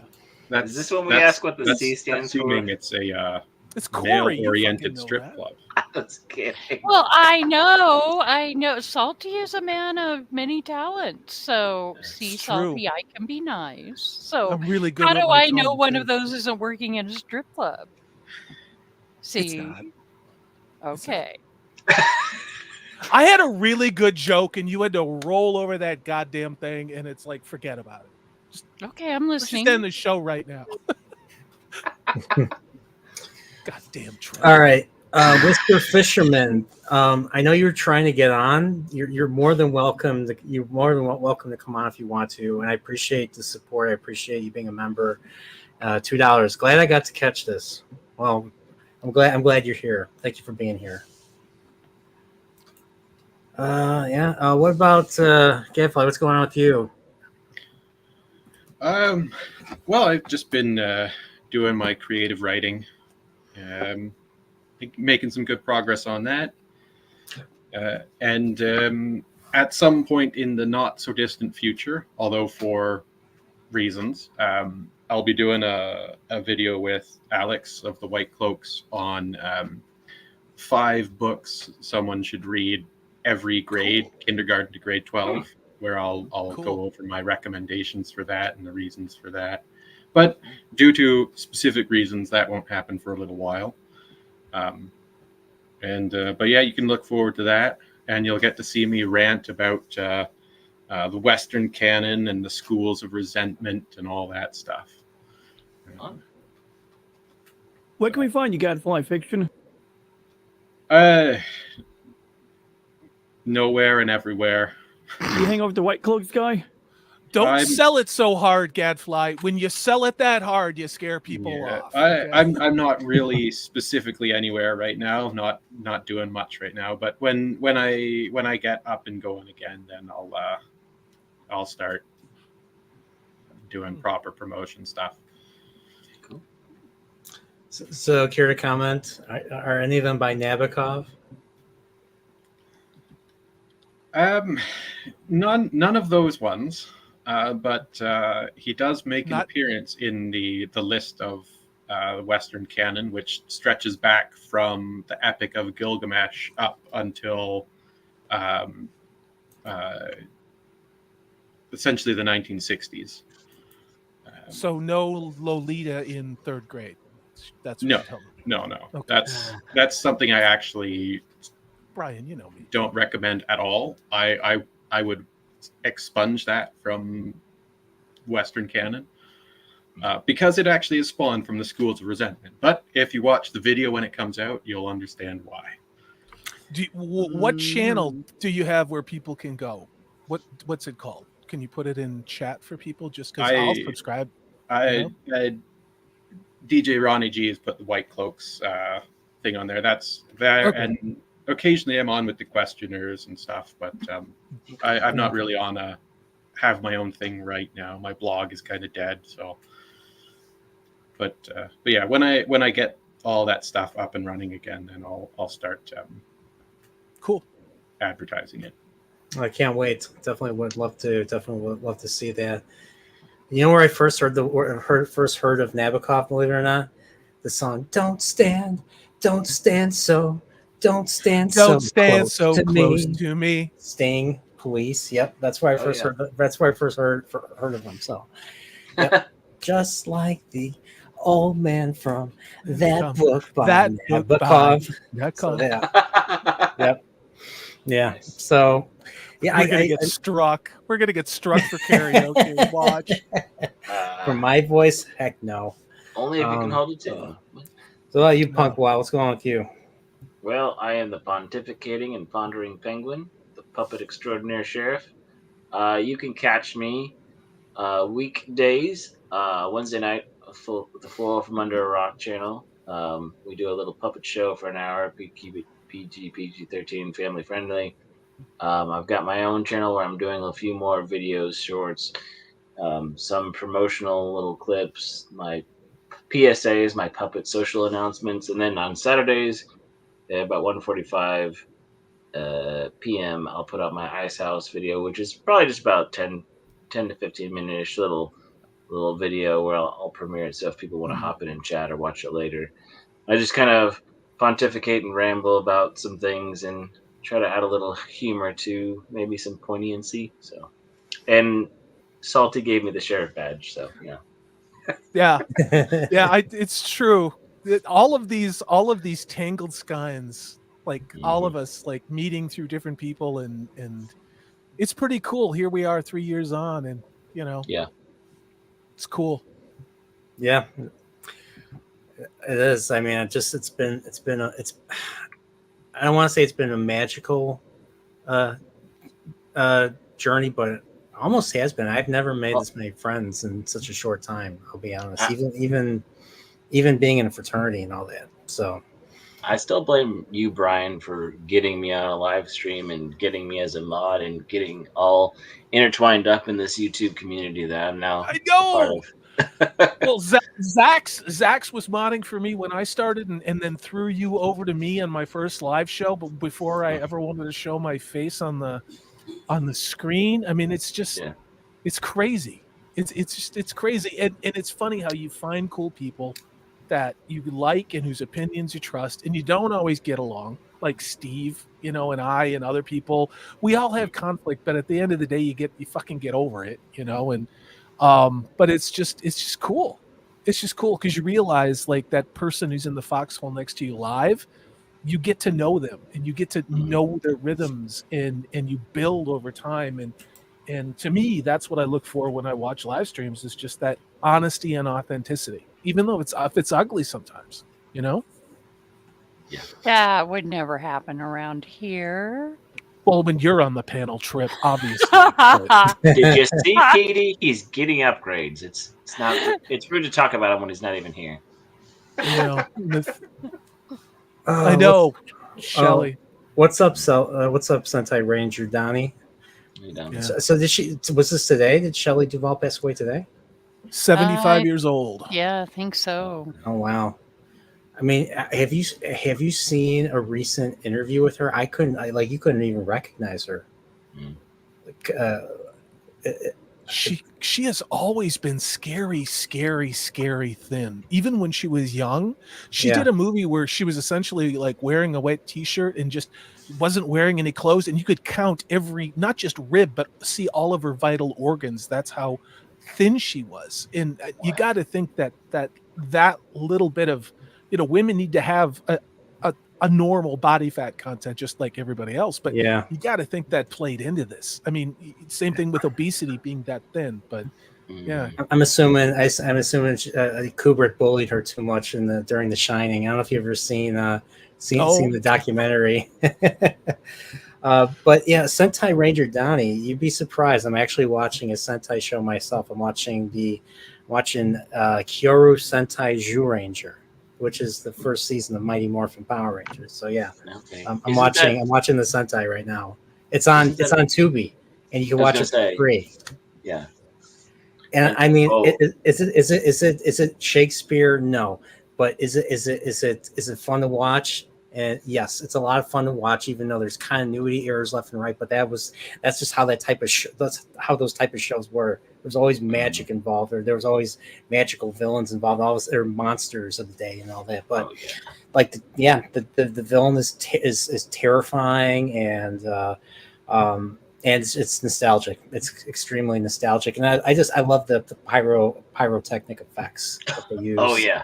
Yeah, the fighting in the quarry or the abandoned parking lot, because that's where they could get the.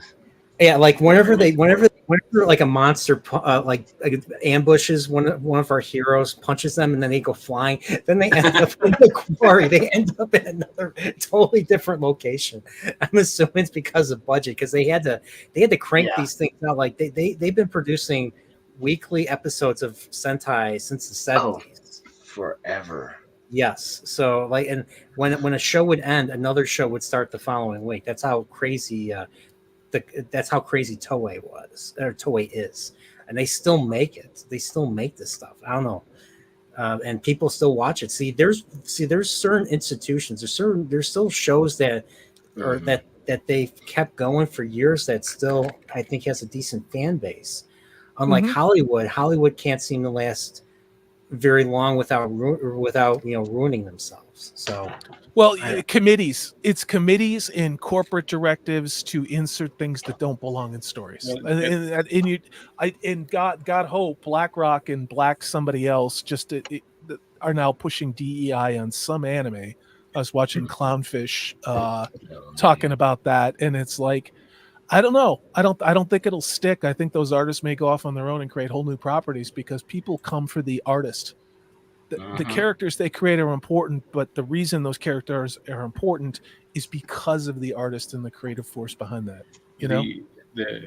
The Western entertainment industry is no longer trying to. They no longer write to create something.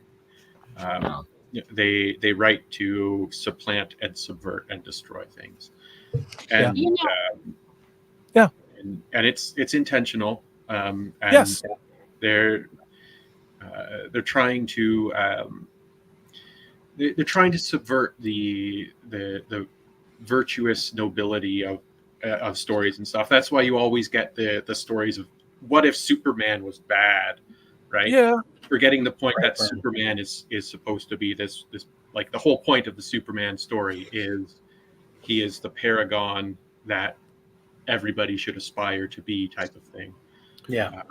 And it's all about once again bringing it back to that resentment, the schools of resentment, and trying to destroy the stuff that came before, because they don't feel they don't feel and don't understand the importance and value of the content and the messaging and the narrative and all that stuff. I'll say that I'm looking forward to your video and your conversation about those subjects, so I'll keep a lookout for that. Thanks. Most things tend to cycle around, right? So, do you guys think that? I mean, I probably won't be alive to see it, but do you think things will cycle around again and get out of the whole DEI trap? And No, you not don't? even close. No. Not, and here's the reason why. Gen X, I think we were kind of, and then late older millennials who got that. There seems to be a demarcation that's appearing within millennials from a cognitive and entertainment consumption standpoint, and I'm seeing it. I'm also hearing it from an older millennial who I see romantically, and these older, and Brian, maybe you can speak to this, but the older millennials in the younger and these other ones, they're replacing the iconography so that kids today are getting all the messages about gender's a construct and all this other horseshit and DEI and don't have a national identity. There's no one that's coming to save any of this because they don't know to save it. They're rewarded for giving the answers that destroy these things. Now, there are going to be pockets, and homeschooling has increased radically. People have moved out of places like California. There's hope in that. But these systems that are in place, the large financial institutions, they really are behind this. And in so many things that would have been considered conspiracy theories 10 years ago are facts, and we live with them every day. And these corporations are not going to bring in anyone or anything that is going to expose their practices, their incompetence, the fact that they're participating in the demoralization of not just the United States, but Canada and all of Europe and European history as well. There's one country that's sitting out of this.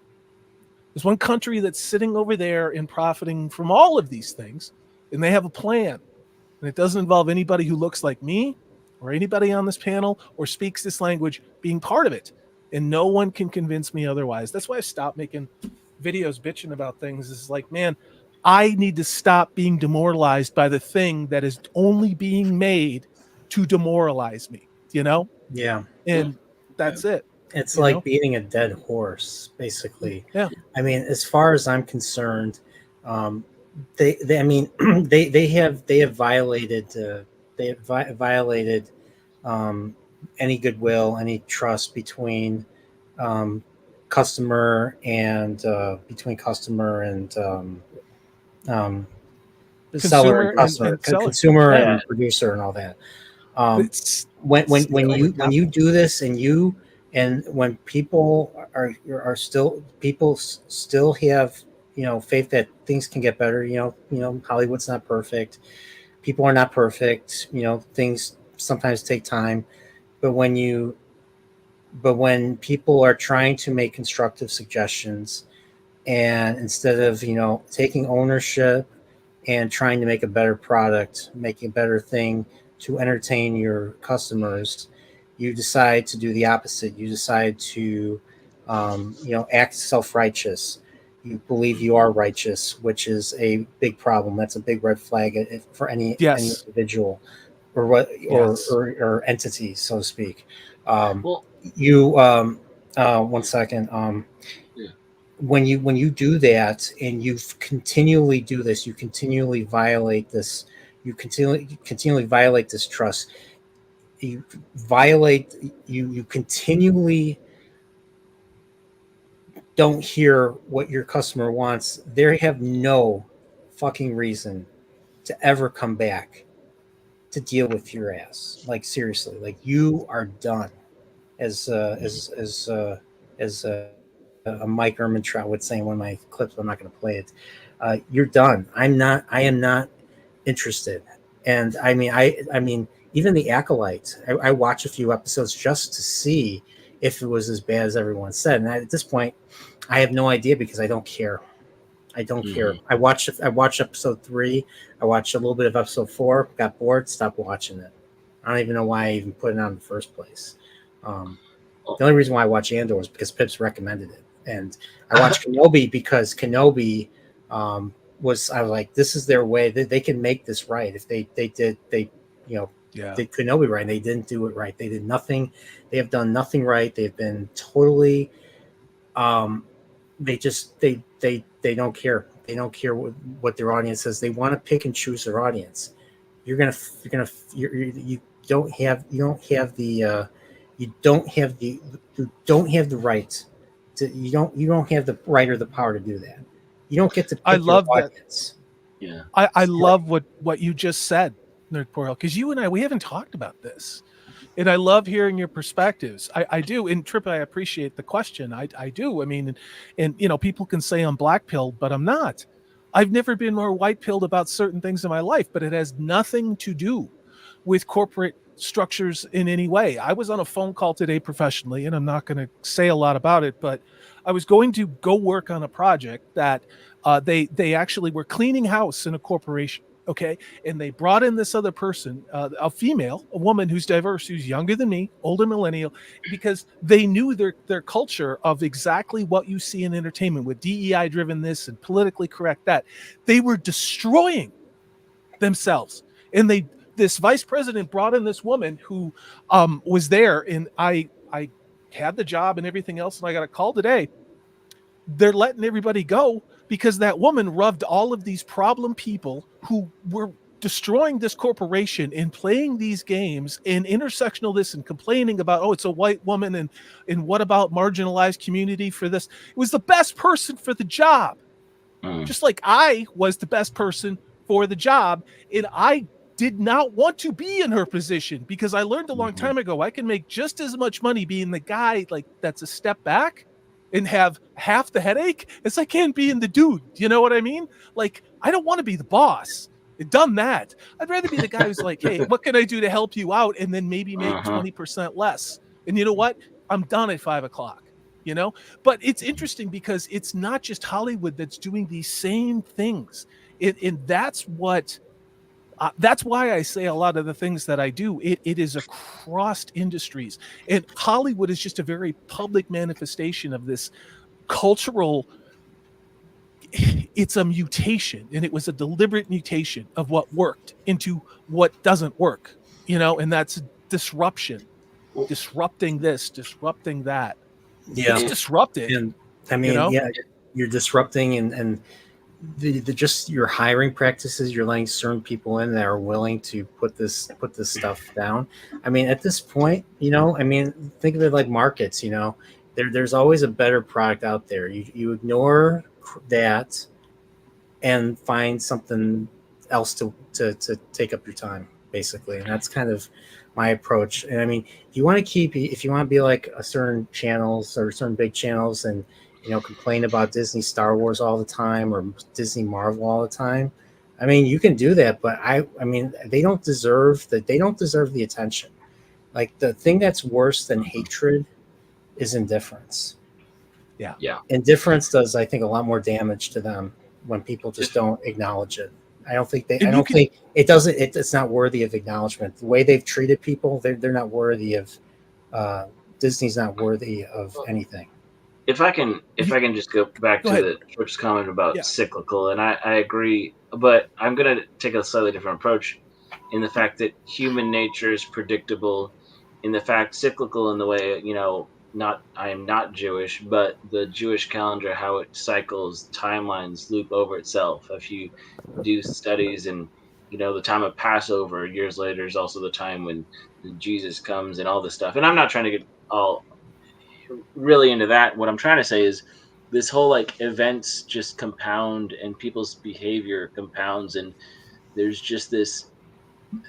There's always going to be the people that are trying to take advantage, and there's always going to be people who see the truth and light are trying to show that light. And as far as entertainment, consumerism, capitalism itself, it's the current iterations we're into. And I know Salty and I have talked about this enough times that depending on what decade or generation, and all these things are going to appear their heads in ugly ways and positive ways, depending on what the social climate is, but you're always going to have this back and forth balance of things. And so some people are going to win, and sometimes we're going to go through phases where the darkness gets shut out and the corrupt gets seen for what it is. But in only a matter of second or third generations of any, you know, charismatic leadership structure, blah, blah, blah, blah, you're going to have those creeping in, trying to take over I mean, you see that in Disney right now, all the corruption, how they don't care about the magic or anything. No accountability for financial failure, which is what stakeholder capitalism is that there's something more important than making money. Well, if you're a shareholder, no, it's about money, you know, and that's the subversion and disruption of Western everything, you know. And our cycle's busted, basically. So something will break, but something will rear its ugly head in time too. Looking at the sort of macro scale, and I can do this particularly from the sort of academic world, but I see it also applying to the entertainment world. But on the macro level, truth always rears its head. You have people who work their asses off to try and twist and subvert and hide truth. And in the academic world, what I mean is like academics should be the pursuit of truth, right? So no matter how much people try to twist and subvert and all this stuff, truth is an absolute, and going against it inevitably means continual struggle and work. And so it will always come out in the end. It will always overcome those forces that are trying to twist it and hide it. And in the entertainment world, like there's a reason why certain stories have lasted millennia and centuries and decades and all that stuff. And that's because they are so impactful to their audience that they go beyond the temporal period in which they are created, and they're stories that appeal to that absolute truth of humanity and human experience, as opposed to these very specific temporal ideas that are presented in ideological format. And so right now, we're in a period of time where the entertainment that people are trying to shovel down our throats and trying to force us to consume is this garbage, false, fake premise. And it takes work for people to continue to allow themselves to be deceived by that type of bad stuff. And so it'll happen on an individual basis, right? Like that's the thing. That's the thing about bringing a Terry Pratchett quote, although I think he actually quoted from somebody. And then I'm going to expand on it, right? The quote is, a lie will run around the world before truth has got its boots on. Mm-hmm. Yeah. Right. Yeah. But truth's boots are stomping boots. They're Nancy Sinatra boots, and they will walk over. Yeah. But stuff. Right? But part of another song stuck in my head. These boots were made for walking all over. Brian, we're keeping you up, and I don't mean to cut you off, Gadfly. I just know you got an early day, and we've been going probably half an hour longer than you wanted to. Did you want to kind of wind down real quick? Or can I make a quick little comment to the conversation? I promise. Jesus Christ! Well, everybody, I did. Hey, I asked a question, Brian needs to everybody. Go to sleep.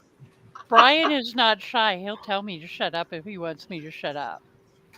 I'm listening. No, Brian. God damn it, Brian.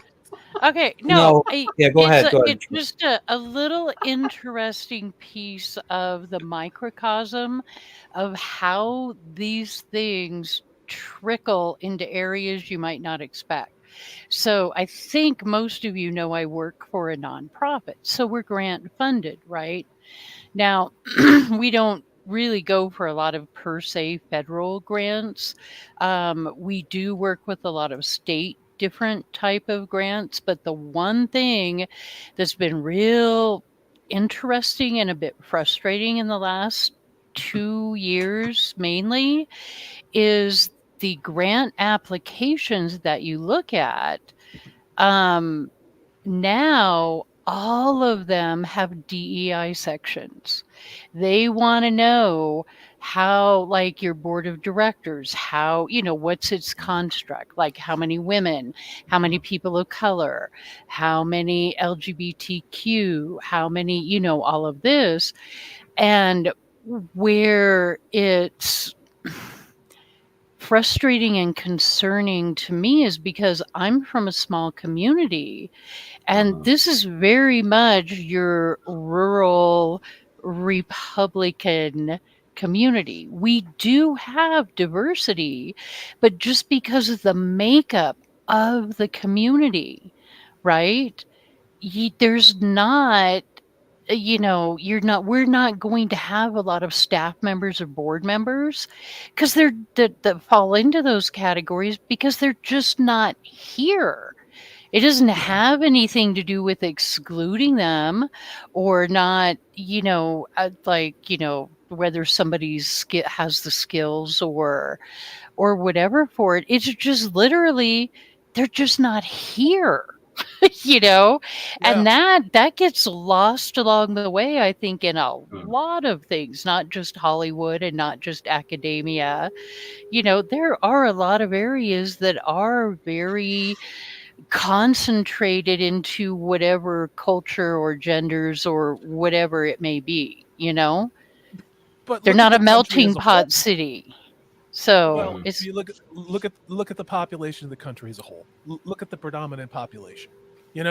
Even if you doubled the required minority amounts, you'd still have 12% African Americans, 16% African Americans on a board, or something like that. I don't know. I live in the middle of nowhere in a small town between true Native American tribes. I got the Sklallam tribe over there, and then I forget what the other one is because I'm just a dumb white guy. But it's we walk around this small town and ain't nobody looking at each other and go, well, that person is a Caucasian heterosexual and that person is a Native American biracial female who is like, that's not how the real world works. And plus you're not supposed to ask people what they are anyways. I was like, how the hell am I supposed to know? I can't go around asking people, and I don't really care. I just want them to do their job. We had Black people, we had Vietnamese, we had Chinese, we had Native Americans, all in my elementary school. And nobody knew what that meant because it's like, that's a person. That person is an asshole, or that person is a nice guy. And they've done this fantastic job of destroying all of that work and the work of and it's being human that's being destroyed.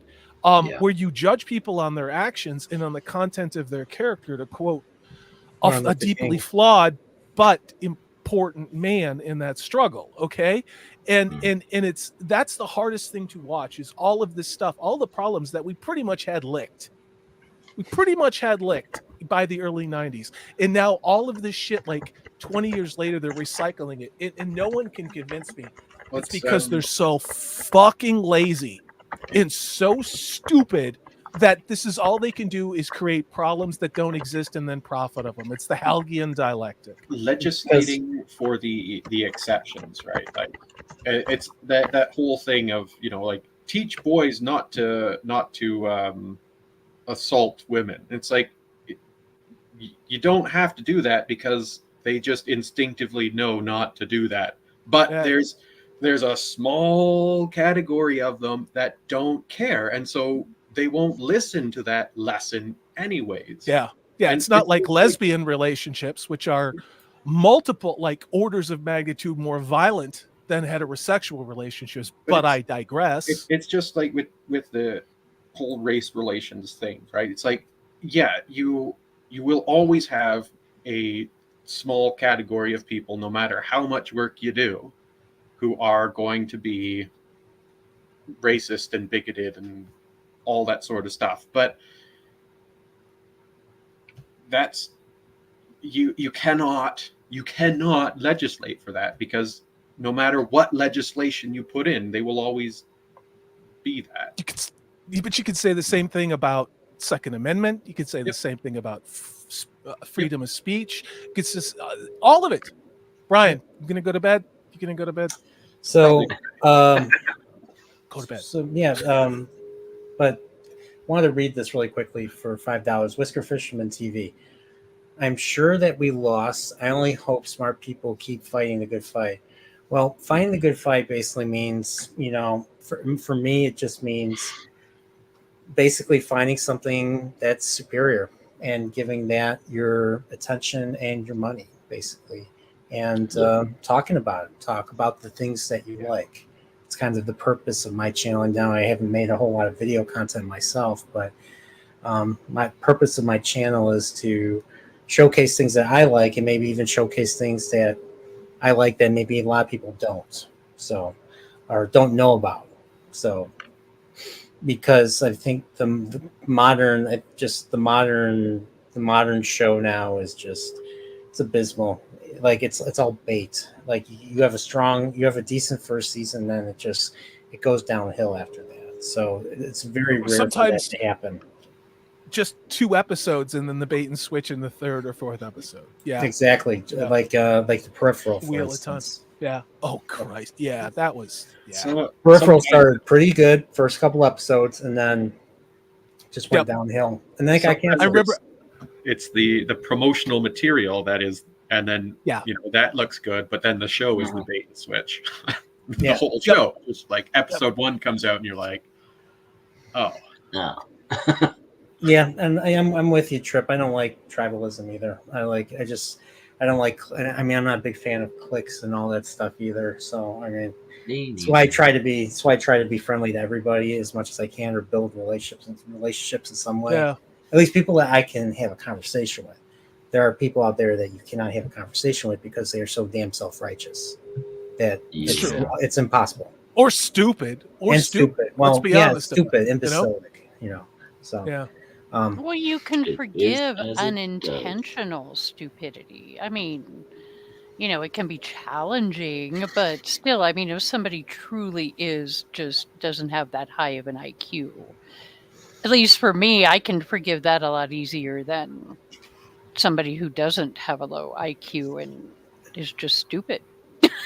I mean, as long as they try to learn, as long as they, if they try to learn, incompetence. Negligence. Incompetence, negligence. We live in a world with a lot of negligence. And on that, I'm going to get out of here. I'm going to go. Because I'm not going to sit here and willingly take sleep out of our sweet boy Brian's evening, because there's still lots of work time left. He's got to get through Friday. So, Brian, thanks for having me on, man. Yeah, thanks for letting us be here. Yes, Dad. Awesome. No, I'm not here. Wait, Trip's calling me daddy. Oh, okay. I see how this is. Isn't there an outro or something we can play? Who's your daddy, Trip? There's an outro. I haven't updated in a while. I'll have to do that. But see, we had to end on a laugh. There you go. All right. So I think everybody pretty much plugged themselves. So yeah. So for me, I probably be. I don't know. I'm probably gonna look for some guests for Chilporiel. I don't know if I'm gonna do it weekly. I still haven't made up my mind yet because of work now. Might do it every other week. Video content. I do want to. There's videos. I mean, I probably should do a Beverly Hills Cop review of part 4. Mm-hmm. I haven't even really watched it. I watched it with Steven on his Discord, and sharing Discord with me is just like one of the worst things ever. So, because the quality is really bad, so I'm gonna have to watch on my own time. So, but yeah, I mean, I'm trying to think of ideas for videos right now because I'm playing Elden Ring. I might do an Elden Ring Zelda comparison. I don't know. We'll see. But yeah, that's pretty much it for me. So I do want to do more, make more content. Give you guys, you members, bang for your buck. Sorry. And bang for your butt. I love it. I hate you. I hate you guys. I didn't say it. You didn't say anything.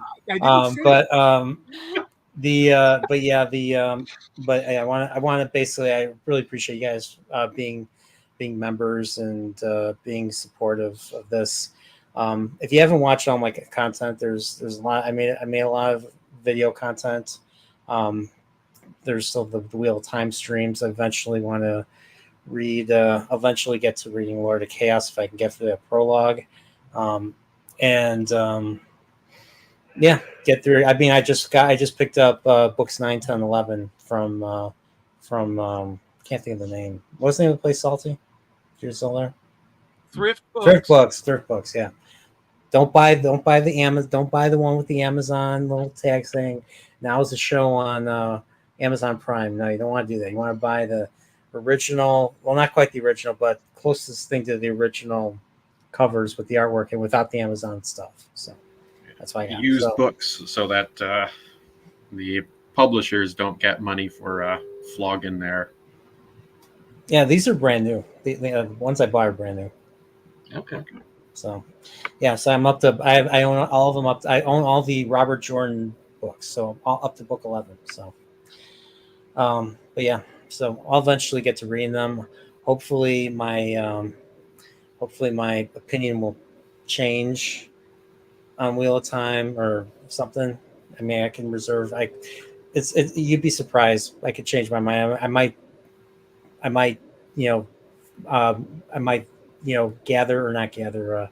I might receive something different. I might receive something at first differently than later. So that's just kind of how I roll sometimes. So, but yeah, guys, thanks for being here. Thank you for your support. Definitely want to try to do a member stream at least monthly or maybe every other month or something. And it's great to hear from you, and I'll hear from you all, and definitely support our boys over at the White Cloaks when they eventually upload the first rewatch. So for season 2. So Great Hunt. Was it the Great Hunt? Not really, but all right, guys, take care. Have a good night. Have a good night, everybody.